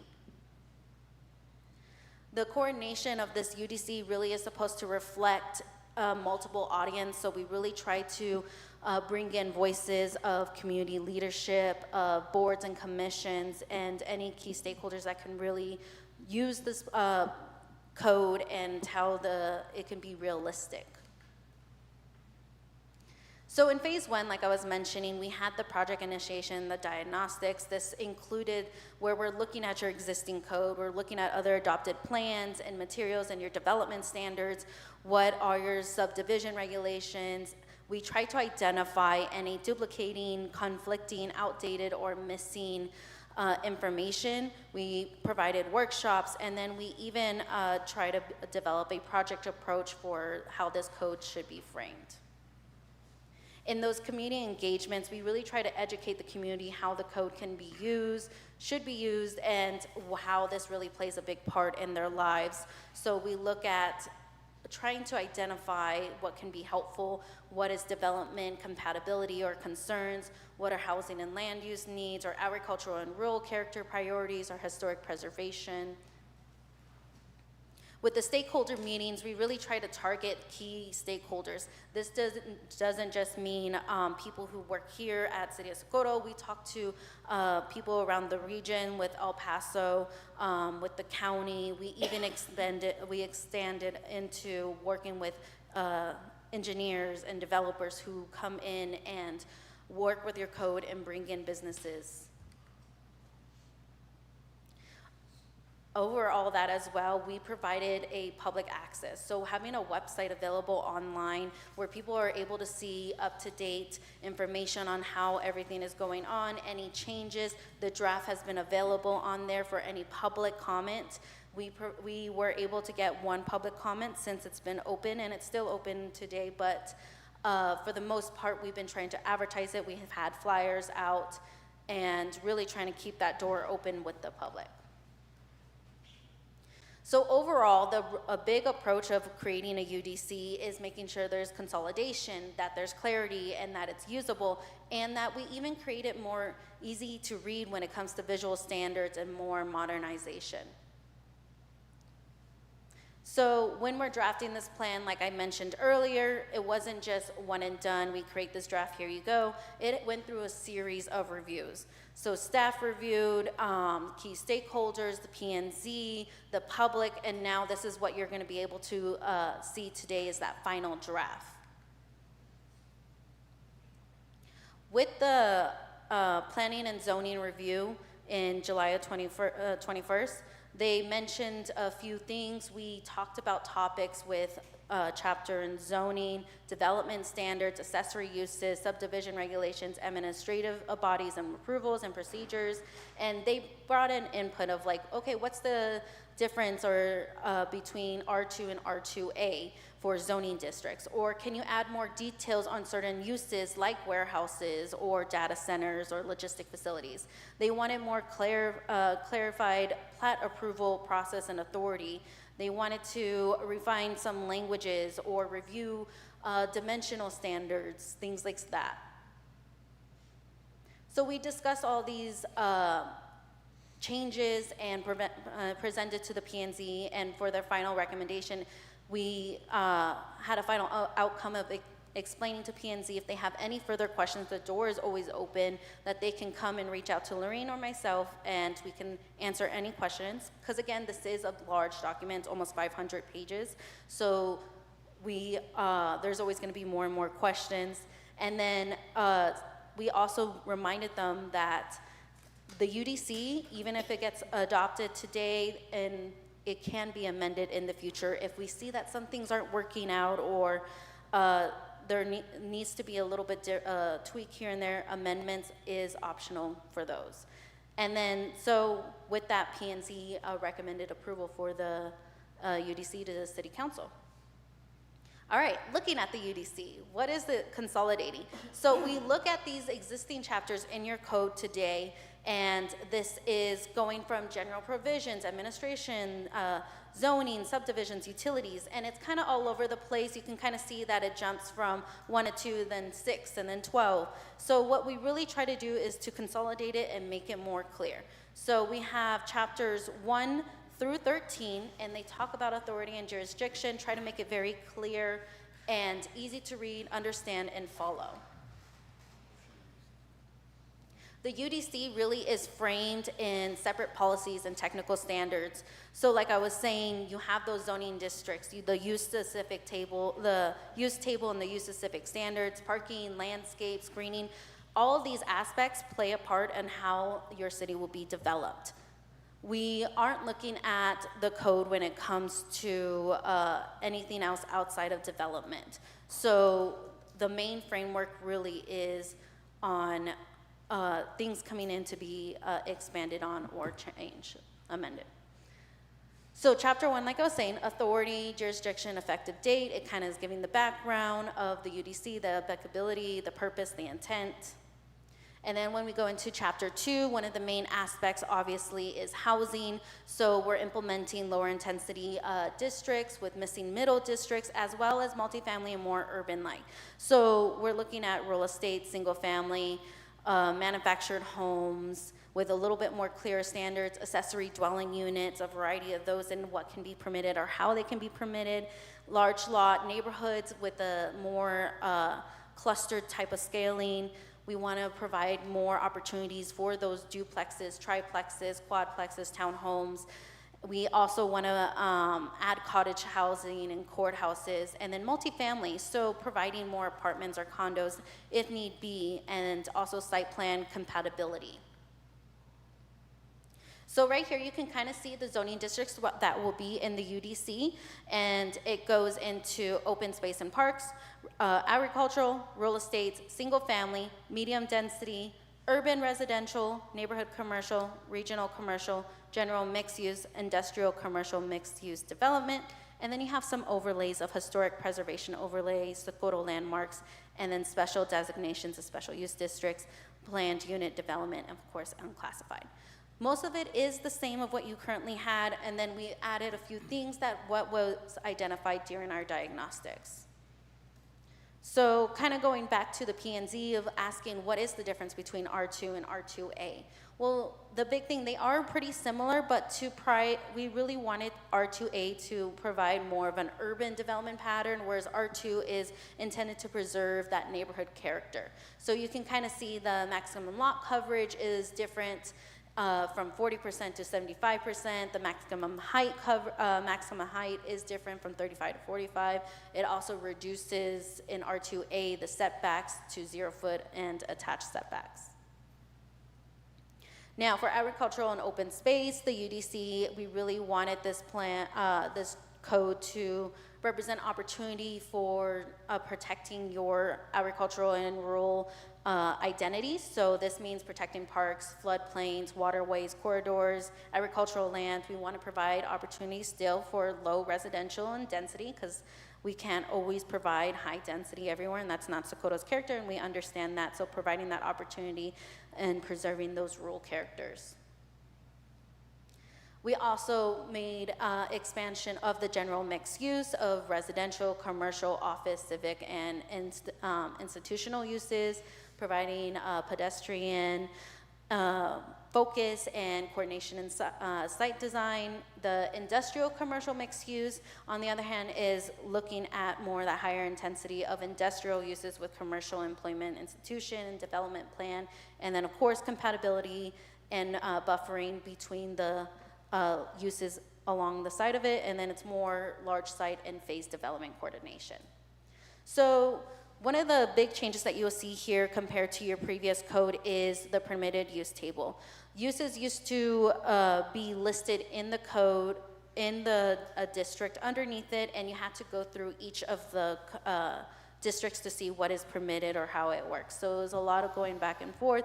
The main goal of providing a permitted use was to have it a little bit easier to comprehend, to really not have as much conflicting lists and to be more direct with the connections and how the standards can be. So this is an example. I know this is on the screen, but you can kind of see you have the land uses to the left and then the zoning districts up top, and then you can see, is it permitted? Does it need a conditional use, or is it not permitted when it's blank? And then there's extra information if there's any use-specific standards provided on the right to go to those areas. As mentioned earlier as well, some of the standards that was emphasized, and this isn't all of them, but we really wanted to provide an emphasis, especially since this came up during P&Z, is adding industrial uses by scale and how their impact, rather than really treating them as single categories. So that warehouse and distribution is looking at the lower impact, the indoor storage, wholesale and distribution uses. We have large scale logistics, so those are more large scale warehouses, fulfillment centers, freight facilities, and then data centers. Your current code doesn't really talk about data centers, and then it had to come with the amendment, so this is like kind of bringing that in with more support, especially since these are coming as a larger topic today. Now, moving on to chapter 3, this is the development and design standards. So you're gonna look at standards for off-street parking and loading. We have shared parking and flexible parking, bicycle parking, ADA compliance, landscaping, buffers, screens, fences, lighting, signs, driveway access, pedestrian circulation. And just to show some examples, again, visually, it makes it a little bit easier to digest this code. It's not just technical text. So we want it to be easy for anyone to read it and understand what is expected of them when they come and bring developments here with Socorro. So these are just some examples that we have here. You can see some of the parking, the spacing between screening and buffering with landscaping, and then even signage examples. Alrighty, chapter 4, accessory uses and accessory structures. So this really touches base on what can be your ADUs, it can be outdoor displays, adaptive reuse, any temporary uses or structures, sidewalk displays, and even telecommunications facilities. Pretty straightforward on that one. In chapter 5 is subdivisions. This is one of our bigger chapters because it has a lot of information, it's very technical, and goes into a lot of information. So we talk about master development plans, preliminary plats, and final plats, street designs, utilities, drainage, required improvements, inspections, things like that.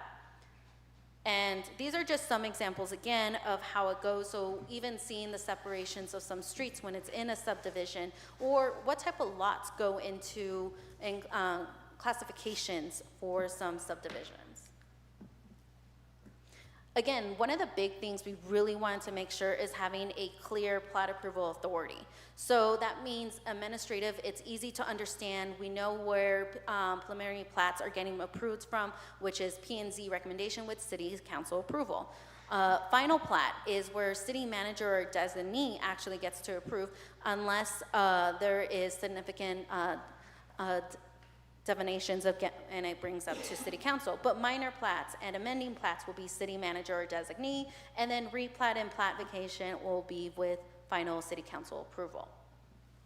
And again, a visual. There's a flow chart. How is this going to work? What is expected from it when you go through these plat approval authorities?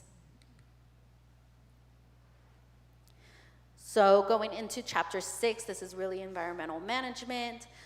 Touching base on aspects that connect zoning and development with the review of the FEMA flood hazard information, and making sure that floodplain developments and permits are in regulated areas, and recognizing the FEMA map and any revisions or determinations from there. Other chapters that are included in the UDC is utilities and building constructions, looking into water requirements and wastewater and sewer, utility easements, cell phone and telecommunication standards, maintaining any adopted construction code, and coordinations with permits and certificate of occupancies, things like that. And then chapter 9 is the nonconformities. So we really want understanding what are your vested rights, lawful, nonconformity, and structures that can be continued, giving information on what is it and what is not, and any pre-approved preliminary and final plats that needs to be defined. And then it touches base with Chapter 2045 of the Texas Local Government Code. And then in chapters 10, 11, 12, we kind of combine these ones, which includes the administrative bodies and authorities, permits and procedures, and enforcement. And in here, it's just how it says in the title, very straightforward, kind of giving you the background of these procedures and approval authority. And again, just visuals showing that's in the UDC. Finally, our last chapter in here is chapter 13, is our historic and Socorro historic and cultural chapter, where we talk about the Socorro landmarks, historical preservation overlay, the Mission Trail Historic District, and a certificate of occupancy, any review procedures, things like that. So what happens once we approve this UDC and everything else that comes in? Does that mean everything is now not okay in Socorro? No. Well, actually, they're still permitted. If stuff is going through, that is completely okay. This is really a land development regulation. This is looking into the how we are going to start working on development with new proposals and projects coming into Socorro today. So we would start using this as new procedures, standards, and approval authority framework as we move forward. So right now, legal and staff has reviewed the UDC. Legal has let us know they have no reservations that were identified that really prevented the UDC from moving forward, as well as staff recommendation and letting us know they have reviewed and are ready to move forward as well. And I just want to re-note that any future amendments is okay. That is always a possibility, and if it needs to be refined, because again, we're providing these here, and sometimes not everything's going to work, but that option is always available. With P&Z as a reminder, on July 21st, 2026, at the P&Z meeting, the Commission considered the proposal adoption of amendments establishing the UDC. After discussion, a motion was made and seconded to approve the proposed adoption of the amendments to establish the UDC. The motion had carried. So today I present to you a recommendation motion to move to adopt the ordinance establishing the City of Socorro's Unified Development Code, amending, repealing, replacing, and consolidating applicable provisions of the Socorro Code of Ordinance governing zoning, land use, subdivisions, platting, development standards, application procedures, review authority, enforcement, historical preservation, and related land development regulations, and authority city staff to administer the UDC upon its effective date. With that, I am happy to answer any questions. I know, it's a lot, you guys. Do staff have any, council have any questions or comments on the UDC? That was a lot of work, thank you. Yes, of course, thank you. In chapter 85, no, just one question. I know that you're not able to go into much detail just because it's such a large document. It's a living document, as you mentioned. It's one that can be amended anytime. I saw the slides where it shows how the development first enters into the city, as far as how things get approved. Is the planning and zoning, the Board of Adjustments identified also in the UDC? Yes. Just so that people can access that information and be like, oh, okay, this is how. Okay. Yes. Okay, great. Appreciate that. It's more organized. We were all over the place. Ms. Kimito came in and it was like a bowl of spaghetti. And it looks like we're finally got a good hold on it. And now our staff also, it makes their job easier too. So I can appreciate the work and thought that went into the UDC, Ms. Kimito, you and your staff, alongside Able City. Thank you all. I don't believe there's any questions or comments on this. And there was this is an actionable item. And I believe there was a motion and second. Yes? All those in favor say aye. Aye. Aye. Okay, there any abstains or abstentions? No? That motion carries. Appreciate that. Thank you so much. I appreciate it. Thank you for the presentation. Again, thank you for all your dedicated and hard work. Thank you, really appreciate it. It was a pleasure, and your staff has been amazing. We worked day and night. We would meet Fridays, so it was great. We saw you at the Dusty Tap and the Wind Down, and so, thank you. Mayor, I'd like to give a motion to take a Quick recess. recess. Second. The motion and second to take a recess. All those in favor say aye. Aye. Aye. And that motion carries. At this time, we're going to adjourn into a quick recess at 7:44 p.m.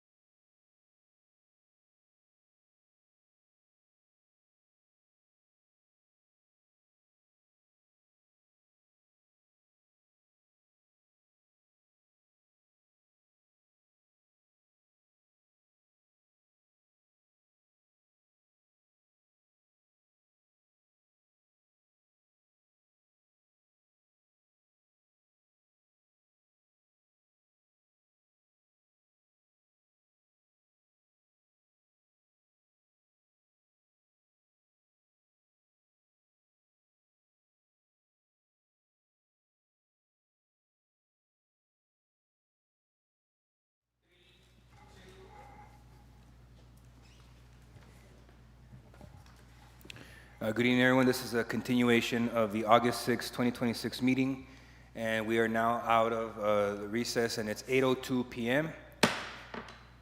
And we're going to leave off where we left off. We're going to begin where we left off with agenda item 16, with the discussion and action to approve resolution 851 authorizing the city of Socorro to enter into an advance funding agreement with the state of Texas, acting through the Texas Department of Transportation to approve funding for the Rio Vista Road Complete Streets Feasibility Study. CSJ 0924-06774. Sorry. Motion to approve. Second. Good afternoon, Mayor and Council. Alejandra Valadez, City Development Director. We're here requesting your approval for this item of a resolution. Next slide, please. The Texas Department of Transportation put out a call for projects in 2025, asking communities across Texas to submit projects that would support bicycle, pedestrian, and/or micromobility modes of transportation. The City of Socorro submitted a request for funding for the Rio Vista Complete Streets Feasibility Study, following recommendations from our comprehensive plan. The Rio Vista Complete Streets Feasibility Study is a planning project that will ultimately lead to construction of a 3.15-mile segment of Rio Vista from Socorro Road to Thunder Road. And the scope of work is to develop complete street design for this segment, to include amenities for all travelers, not just vehicles. That includes bicyclists, people that are walking, and people that use wheelchairs. Next slide, please. The City of Socorro did submit a grant application. On November 13, 2025, the Texas Transportation Commission awarded this project $2.8 million approximately. The city's 20% match contribution is being covered by transportation development credits, reducing our match to $0. And if you all have any questions, we'll be happy to answer any questions you have. No? Do any members of council have any questions? No. Comments on this item? No? That was a motion and second. All those in favor say aye. Aye. And that motion carries. We move into agenda item number 17 with the discussion and action to approve resolution 852 authorizing the city of Socorro to enter into an advance funding agreement with the state of Texas, acting through the Texas Department of Transportation to approve funding for the Socorro Microtransit Vehicles Project. Motion to approve. Second. Good afternoon, Mayor and Council. We are requesting your approval for an advanced funding agreement with TxDOT for this project.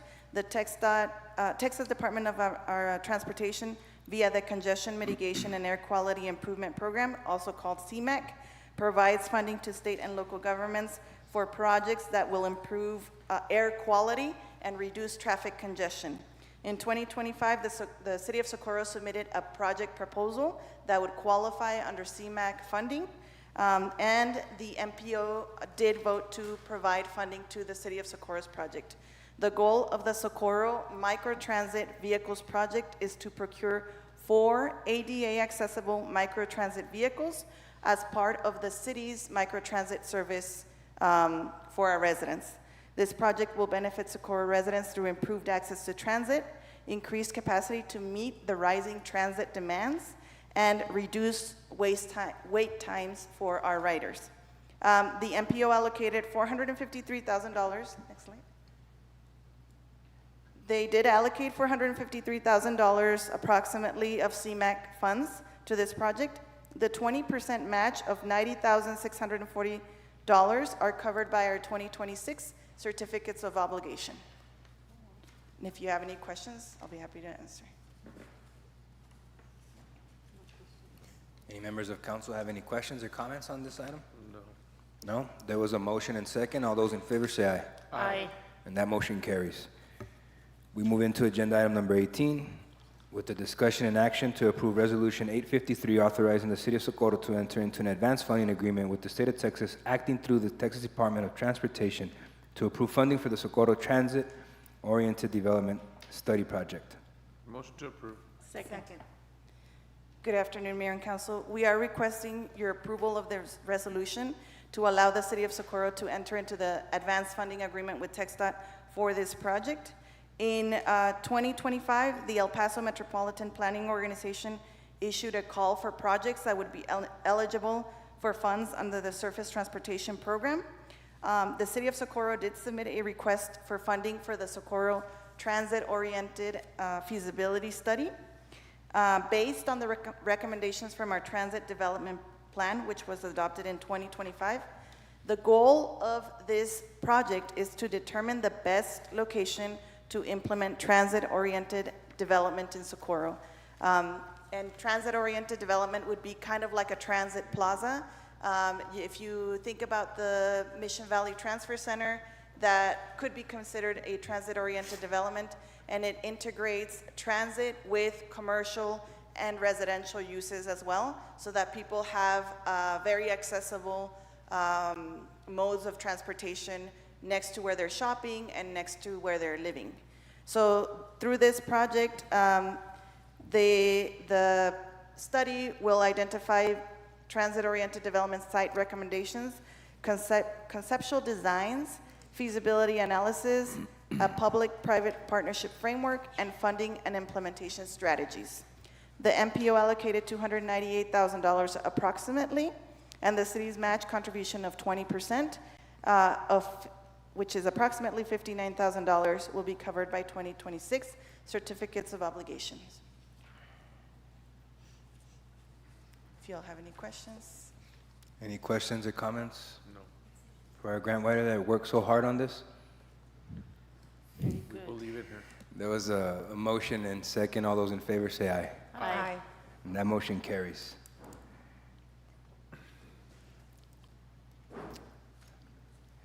Okay, we move into agenda item number 20.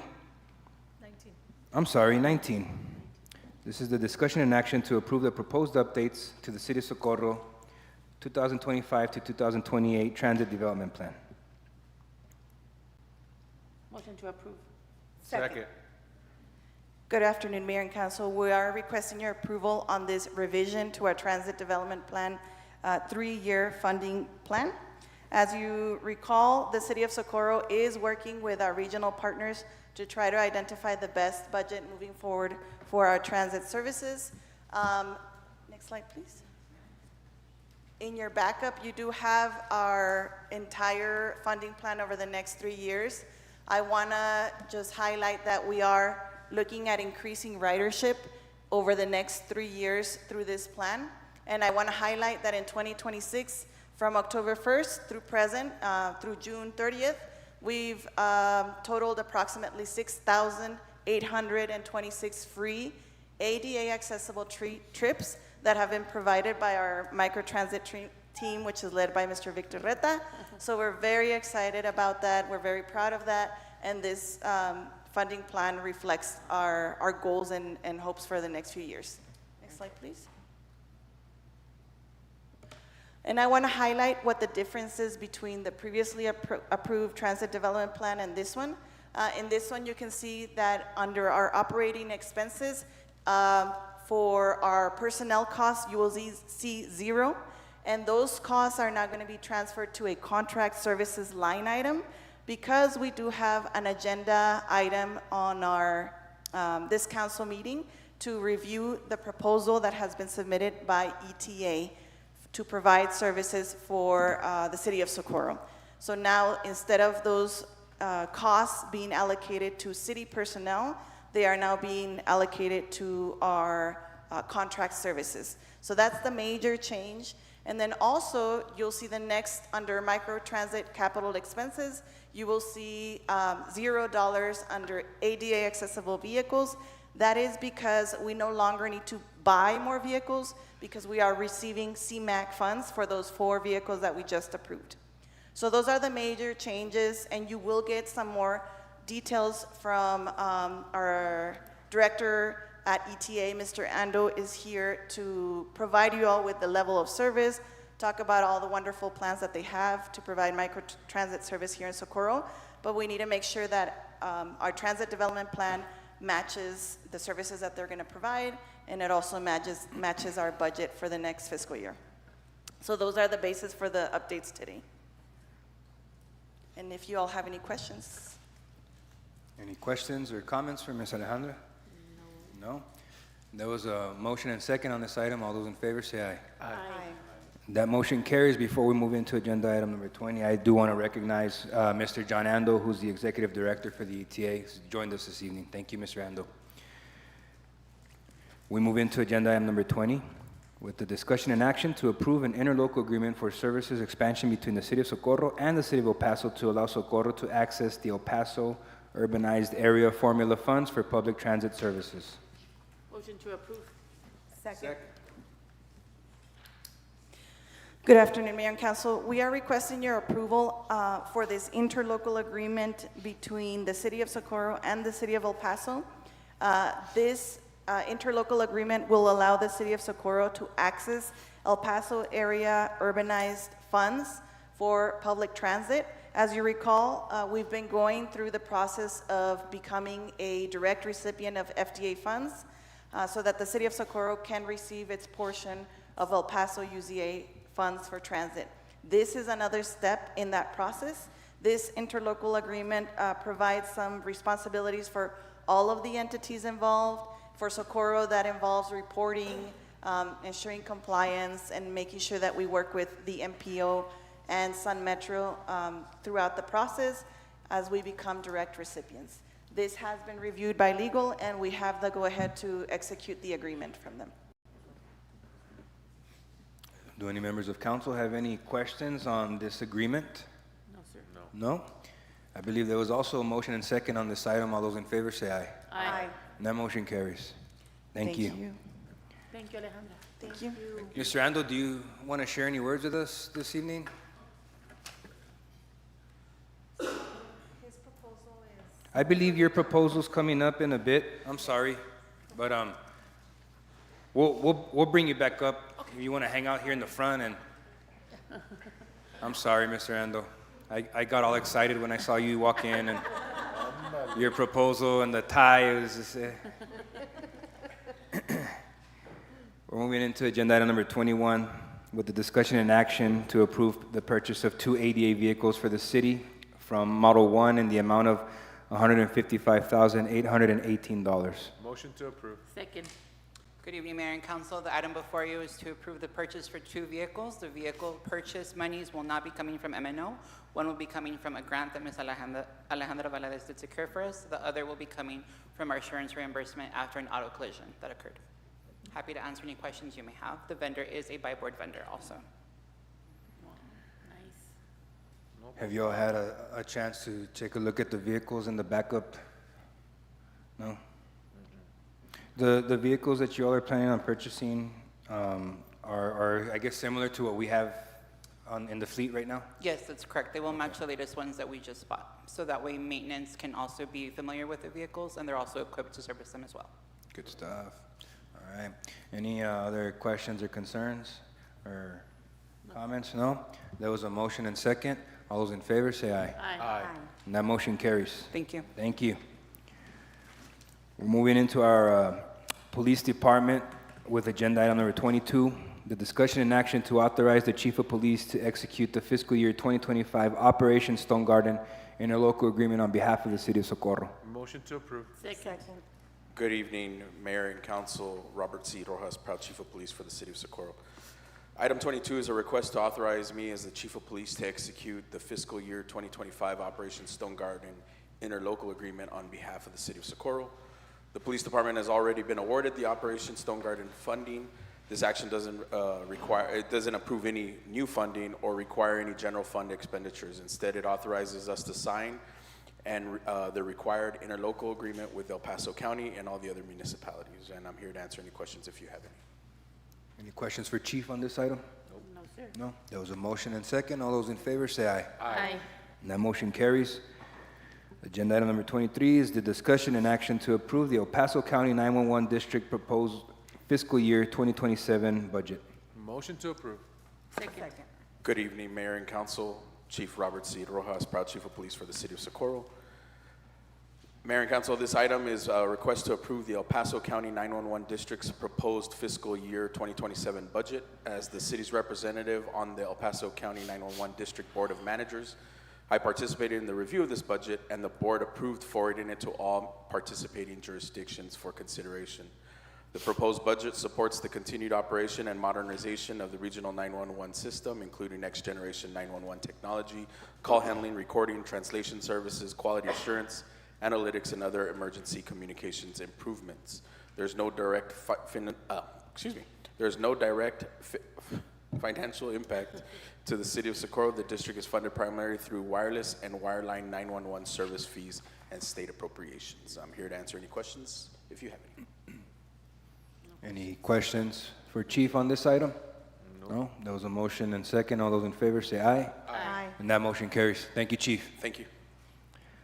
We move into now agenda item number 24 with the discussion and action on Resolution 854 approving the replat for McAdoo Acres, replat C, with a variance request from section 46-238, area requirements, subsection 2, minimum yard setbacks to allow a 10-foot front yard setback and a 10-foot rear yard setback instead of the required 25-foot front and rear setbacks. Proposed Lot 2 being a replat of Lot 3, Block 11, McAdoo Acres, and located at 620 Jewel Drive, City of Socorro, El Paso County, Texas. Motion to approve. Second. Thank you, Mayor and Council. The next item is a replat request with a variance for McAdoo Acres replat C. This is Lot 3, Block 11 of McAdoo Acres. The property owner is YEC LLC. Their representative is Luis Saucedo of Rea Engineering. The lot is 21,572 square feet in size. It is currently zoned R1 single family residential, and the current land use is residential. This request is for approval of a replat for McAdoo Acres replat C with a variance request from section 46-238 area requirements, subsection 2, minimum yard setbacks to allow a 10-foot setback for the front yard setback and a 10-foot rear yard setback instead of the required 25-foot front and rear yard setbacks for proposed Lot 2 being a replat of Lot 3, Block 11 of McAdoo Acres. This would be located at 610 Jewel Drive. Planning and zoning staff recommends approval of the request and of the variance. Planning and Zoning Commission voted for approval. 3 yeses, 1 no, and 0 abstentions at their Planning and Zoning meeting held on June 16th. The property is outlined in turquoise on the zoning map. As you can see, it is surrounded by R1 single family residential zoning and C2 general commercial. The aerial image shows the existing home at the front of the property, and it is surrounded by a mix of residential and vacant lots. This is a photograph taken of the front of the property along Jewel.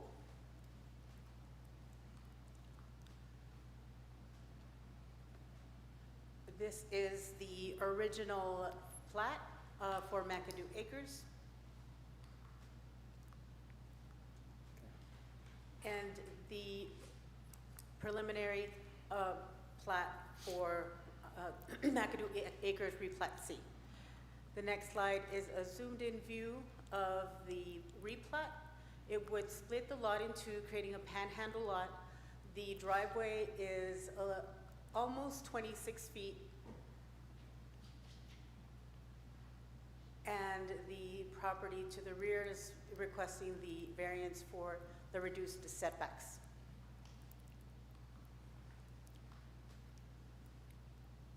This is a final of the replat, McAdoo Acres replat C. This is the request from the applicant via the engineer for the variance, requesting the variance.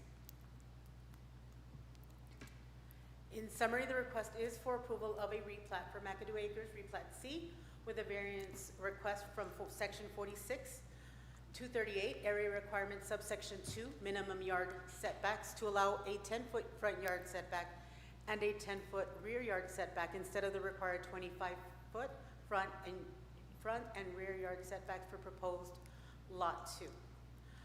With that, staff can answer any questions you might have. The engineer was not able to connect, was having technical difficulties, if I'm not mistaken.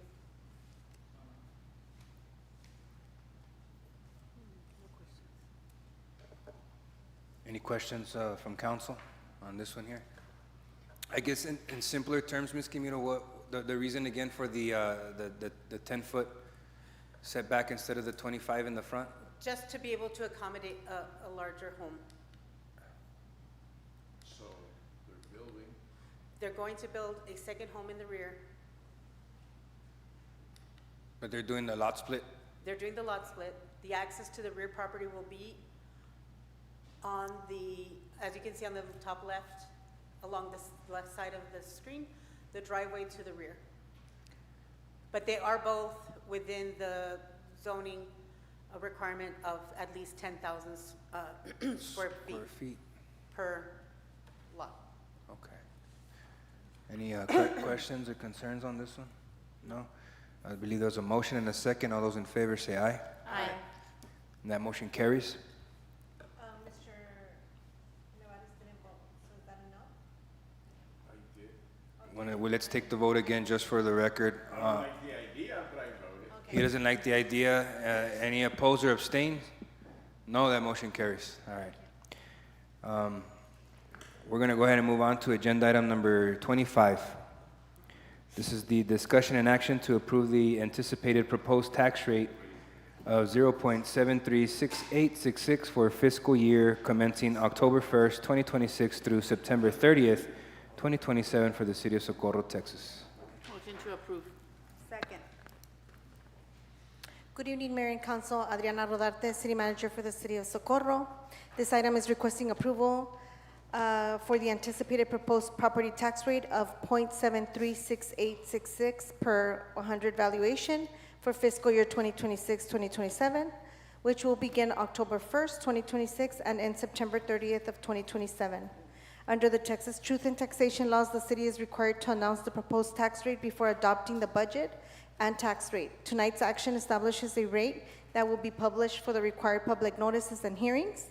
The proposed rate of 0.736866 is the rate staff is recommending based on the city's budget needs, anticipated revenues, and the level of municipal services that will be provided during the upcoming fiscal year. Approval of this item does not adopt the tax rate tonight. Rather, it authorizes staff to proceed with the required public notification process. The proposed tax rate and the fiscal year of 2026-2027 budget will return to Mayor and Council for public hearings and final consideration in accordance with the statutory timeline. Staff recommends approval of this anticipated proposed tax rate and is available to answer any questions. Any questions for Ms. Adriana? No. No? There was a motion and second. All those in favor say aye. Aye. And that motion carries. We move into agenda item 26 with the discussion and action to approve the scheduling of public hearing on September 10th, 2026 for the anticipated proposed tax rate for the fiscal year commencing October 1st, 2026 through September 30th of 2027. Motion to approve. Second. Good evening, Mayor and Council. Adriana Rodarte, City Manager. This item is requesting approval to schedule a public hearing for September 10th, 2026 regarding the city's anticipated proposed property tax rate of 0.736866 per 100 of taxable valuation for the fiscal year beginning October 1st, ending September 30th of 2027. Scheduling this public hearing is part of the required truth in taxation process and provides residents with an opportunity to review the anticipated proposed tax rate, receive information from staff, and provide comments before Mayor and Council consider final adoption. Tonight's action does not adopt the tax rate. It only approves the date of the public hearing and authorizes staff to provide the required public notices. Staff recommends approval. Any questions, comments on this item? No, there was a motion and second. All those in favor say aye. Aye. And that motion carries. Agenda item number 27. This is the discussion and action to approve the use of the city's transit service as an economic development and tourism initiative during the Socorro Mission Restoration event on October 17th, 2026. Motion to approve. Second. Good evening, Mayor and Council. Adriana Rodarte, City Manager. This item is requesting approval for the use of city's transit services as an economic development, tourism, and transit marketing initiative during the Socorro Mission Restoration event of October 17, 2026. The city proposes to operate shuttle services from 3:30 p.m. to 8:30 p.m. using 3 city transit vehicles and 3 drivers. The service will transport attendees between La Purísima Catholic Church, the original mission site on Nicholas Street, and the event venue of Bodega Loya. The city's participation is intended to serve as a clear public purpose. This initiative will allow the city to showcase its transit vehicles and services, promote the historic Socorro Mission Trail, encourage cultural tourism, and market Socorro to residents and visitors as a destination for history, culture, and economic activity. Staff believe this event presents a valuable opportunity to increase awareness of the city's transit program and highlight the Socorro Mission Trail and surrounding community. Staff recommends approval. Any questions, Mr. comments? Doctor, the times again were 3:30 to 8 or to 9? 8:30. 8:30. Thank you. No questions. No questions? Any other comments? No? Sounds like a great idea. There was a motion and second. All those in favor, say aye. Aye. And that motion carries as well. Now we move into agenda item 28 with the presentation, discussion, and action regarding the El Paso Transportation Authority proposal to operate and maintain the city's Socorro Avanzando microtransit system. Motion to approve. Second. Good evening, Mayor and Council. This item is requesting approval regarding a proposal from the El Paso Transportation Authority to operate and maintain a city's Socorro Avanzando microtransit. The proposal includes the operation of the city's local door-to-door microtransit services, continued access to regional fixed route, paratransit, microtransit, and van post services, as well as vehicle maintenance, dispatching, insurance, technology, marketing, and administrative support. Under the proposed arrangement, the city would continue to provide direction and maintain control over the local transit service, while the El Paso Transportation Authority would operate the program through its contractor, Transdev. At this time, I would like to introduce Mr. John Ando, Executive Director of the El Paso Transportation Authority, who will provide council with an overview of the proposal, operational plan, financial consideration, and anticipated benefit to the city. Mr. Ando, the floor is yours. Top of the evening, Mayor and Council, John Ando, Executive Director of the El Paso Transportation Authority, and I thank you for having me come and present this proposal to you today.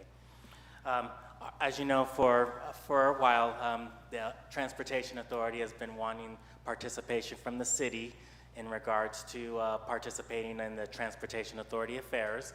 We're pleased to present this proposal to basically address two issues that I believe that has been the concern of the city. The first issue is that we're here to serve the city, and that the city can direct ETA on how to provide its service. So we split our proposal into what is called the local transit service and the regional transit service.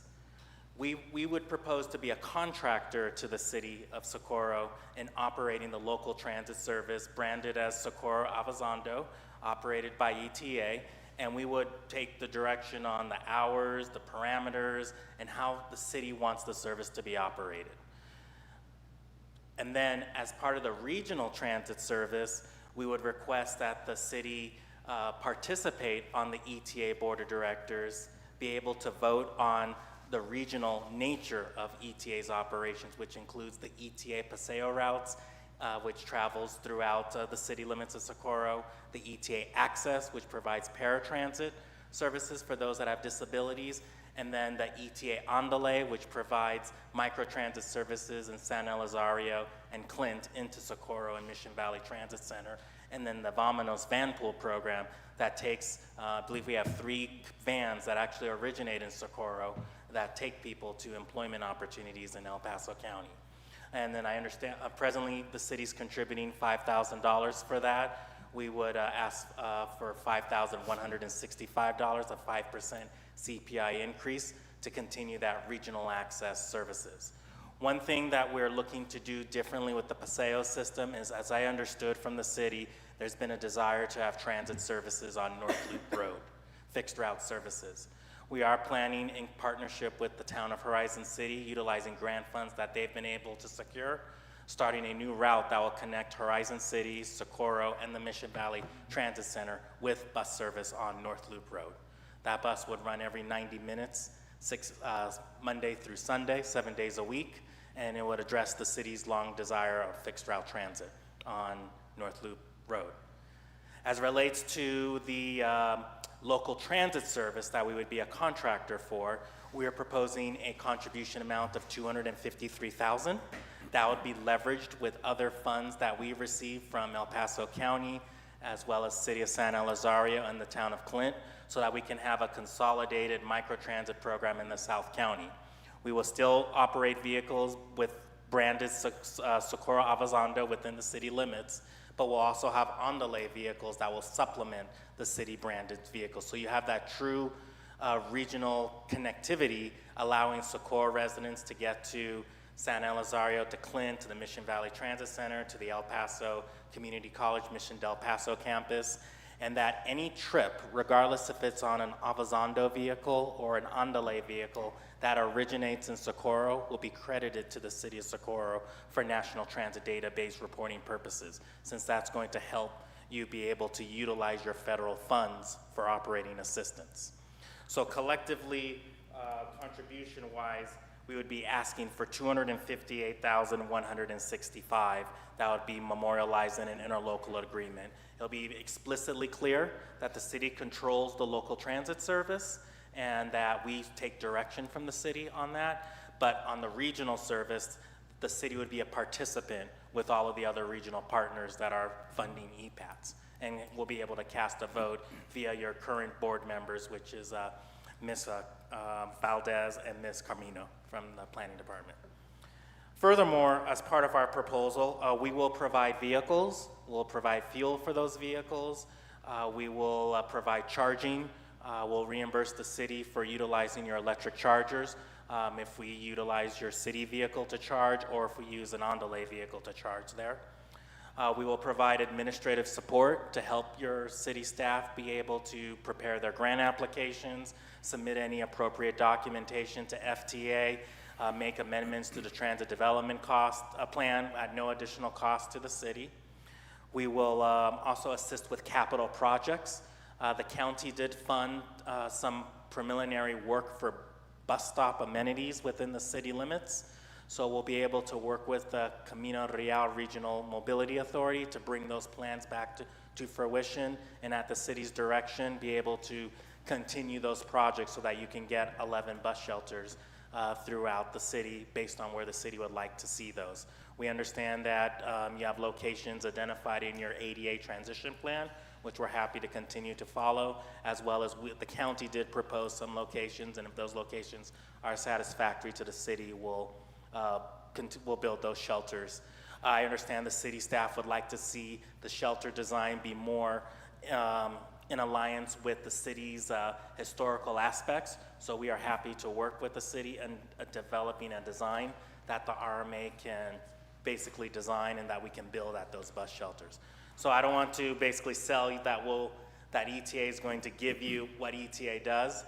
As I've been telling all the members, we work for the members. If the members want a specific service, we're going to give you that service. We're not going to push back on doing so. So that kind of, in summary, concludes my presentation. Should the council be interested in joining the ETA, we've drafted an interlocal agreement. We ask that the council approve that interlocal agreement subject to city council approval, and that the participation will take effect October 1. If there's any city employees that are displaced because of this transition, TransDev has committed that they will pick up those employees at their rates, which I believe are slightly higher than the equipment operator 1 position at the city, plus the TransDev benefits, so that you'll still continue to see those same drivers that are presently driving Avazando be able to drive Avazando under TransDev operation and ETA's oversight. And I'm happy to answer any questions if there are any. Mr. Ando, I think that had you been here a few years back, Yep. things would have been operating a lot smoother, and it's taken you so much work in trying to understand what what the city of Socorro has been trying to accomplish alongside the ETA. I also think that they would have saved a lot of money, time and energy in the negative campaigning, but I'm glad to see that that this proposal is one that's hit our desk now. Our staff has reviewed it, I've reviewed it. I think that it's not only in the favor and best interest of the city, but I think it also works for the ETA in general. It's a collaborative effort to provide connectivity, not just for our city, but throughout the region, because we do need to realize that our residents are not just traveling within the city of Socorro, they need to get other places too. And I think that this agreement will allow it to happen. Yes. Yeah. I do also want to say that the EPATS board did discuss this at their board meeting last month, and all board members are unanimously supportive of this proposal and welcome the city of Socorro's participation on the board of directors. Yeah, and I mean, should it be the the desire of council to vote yes on this? We have Andale Avanzando, and maybe the next one might be Rápido. I don't know. We might have to get creative with it.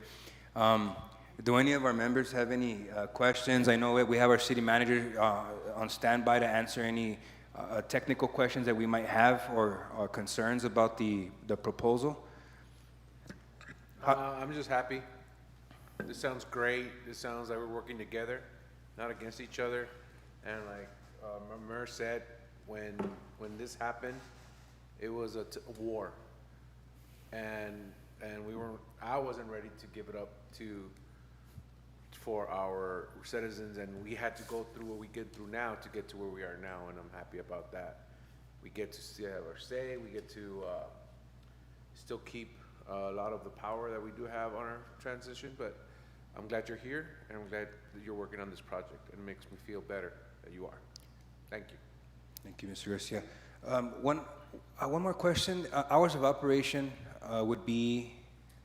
So yes, I should have highlighted on that. So there will be 6 a.m. to 7 p.m. Monday through Friday, 9 a.m. to 5 p.m. Saturdays and Sundays, and we do not operate on 7 major holidays. So the system would not operate on 7 major holidays. So this would be actually an enhancement to your current levels of service. I also wanted to add that we've also launched our new app called ETA On Delay and Access app. So that app will also be available to Avanzando riders. So instead of calling ETA to get a ride, all they would need to do is just book their ride, and they'll actually see when the vehicle will pick them up at their location and drop them off at their location. So think of it as an Uber. And I think per your original transit development plan, that was your original intent, is that you wanted an Uber-like system that can connect people door to door throughout the city limits. So we're finally there with our technology. It's nice. Good stuff. Excellent. I just want to add that we've always been wanting to be partners. However, we needed to look out for the best interest of our residents, and I feel that we have the best of both worlds. So it just seems like a right thing to do. So staff is recommending approval, condition upon the comments that legal, because legal's still reviewing the proposal. Okay. But we are asking for approval with the changes, working with legal teams. Very well. Any other questions or comments? I believe there was a motion and a second on this item. All those in favor? Ms. May I just Randall? add one more comment too. I understand just your previous item, you just talked about shuttles on October 17, utilizing city staff and general fund costs. If you wanted to roll those shuttles into ETA or TransDev providing those under using the vehicles that you'll be providing to us, we're prepared to do that so you can save the cost for other things. So. Are you prepared to give us any more now that we have you here? If I give anything more, I might get in trouble by the board. You might have to. Your board member might express concerns. You might just have to put on a City of Socorro uniform. But no, we understand, and we're very grateful and appreciative. Thank you. Yeah, Ms. Reno, thanks so much. At this time, we'll take the vote. There was a motion and second. All those in favor say aye. Aye. And that motion carries as well. Thank you. Thank you. Thanks. Okay, we move into agenda item 29. And this is the discussion and action to establish the Socorro Mayoral Youth Advisory Council. Motion to approve. Second. I'll give you a little background on this. The proposed Socorro Mayoral Youth Advisory Council is intended to serve as an advisory body to the mayor and city council by providing youth perspectives on community issues, municipal programs, and initiatives impacting the city's younger population. The program is also designed to foster civic engagement, leadership development, and community involvement while encouraging students to gain a greater understanding of local government and public service. What better way to educate and prepare our younger generation to come up here and take these seats when we're gone? The proposed council would consist of 10 student members serving one academic year with representation in areas including community wellness, recreation, infrastructure, and pedestrian safety, climate and environment, multimedia and public relations, public safety administration, education, and health awareness. These members would participate in monthly meetings, community engagement activities, and service projects while providing recommendations to both the mayor and city council on issues affecting the youth of Socorro. The eligible applicants would be students between the grades of 10 and 12 who reside in the city of Socorro or attend SISD district schools.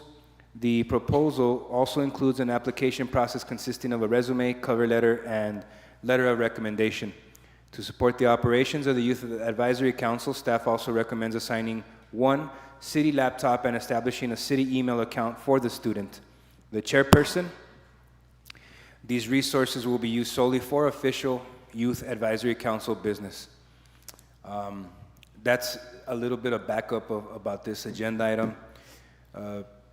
This student reached out from the Libertas Academy at Americas High School and has shown great interest in working with this government.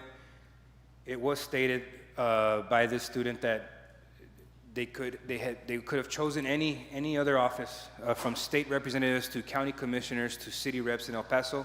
They chose Socorro.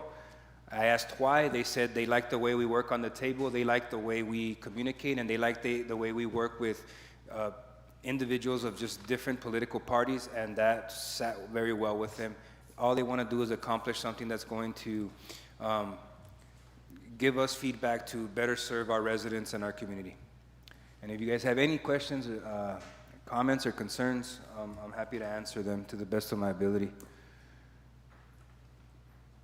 My question is just, who is overseeing the group again? So there's going to be a chair person, and should you all decide to vote yes to this, at the next city council meeting, that person will be here and will present that individual so you can meet. But it is a student, a high school student, who's enrolled in the Libertas Academy and is furthering her education in law and potentially wanting to seek office in some capacity and political affiliation at one point. But it's a student, a high school student. Very bright. Any other questions? No? I believe there's a motion and second. All those in favor, say aye. Aye. And that motion carries. Thank you. We move into agenda item 30 with the discussion and action to approve the installation of streetlights along Alameda Avenue between Rio Vista Road and Nevares Road. And this is Second. Mr. Garcia, the floor is yours. Thank you.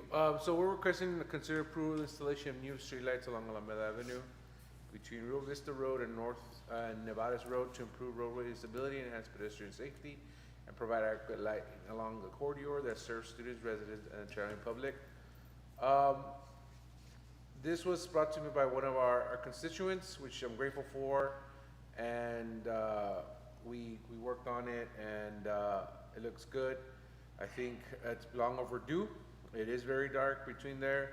You know, being a coach, you sometimes you could leave school late, and you want the best lighting for everybody and anybody that's in the area. So with this, I hope we can pass this along and make sure to get more lighting for our streets here in Socorro. Thank you. I have a question. I'm seeing the amount. I'm okay with it because ultimately I think that all of us may have received calls at one point that when the center medians were put in, we were under the impression that TxDOT would also include some type of light features. It's very dark, especially for the student athletes or events that take place after hours. These kids and pedestrians that are crossing over, you can't see them at night. I don't know if in the study they tracked or saw the need for lighting from Nevares down to Moon as well? So that wasn't part of the, so what happens is that staff goes out there. Right now, there's currently just 2 streetlights from Rio Vista to Moon, Yeah. It's not right? enough. So we asked our planning and zoning department to create a map, provide existing, and then provide proposed. It goes to El Paso Electric, and they come back and say, we can do this, we can't do that. Gotcha. We need a generator here, we need a new pole. And that's the recommendation that came back from them. But we specify the area, and the area was just from Rio Vista to North Nevares. Okay. Moon. Moon, Correct, not but it goes Nevares. all the way to north to Oh, they did it all the Nevares. way? Uh-huh, Oh, okay. yes. Okay, as long as we looked at it, as long as Yes. we looked at the area, okay. Yes. Any other questions on this item? No, I believe there was a motion and second. All those in favor say aye. Aye. And that motion carries as well. Okay, we move in to, do we have any items to discuss for 31, 32, and 33? No. Okay. Do I have a motion? Motion to delete items 31, 32, and 33. There's been a motion and second to delete those items. All those in favor say aye. Aye. And that motion carries. Do I have a motion to adjourn? Motion to adjourn. Second. There's a motion and second to adjourn. All those in favor say aye. Aye. And this meeting adjourns at 8:49 PM. Thank you all and have a good night. Thank you.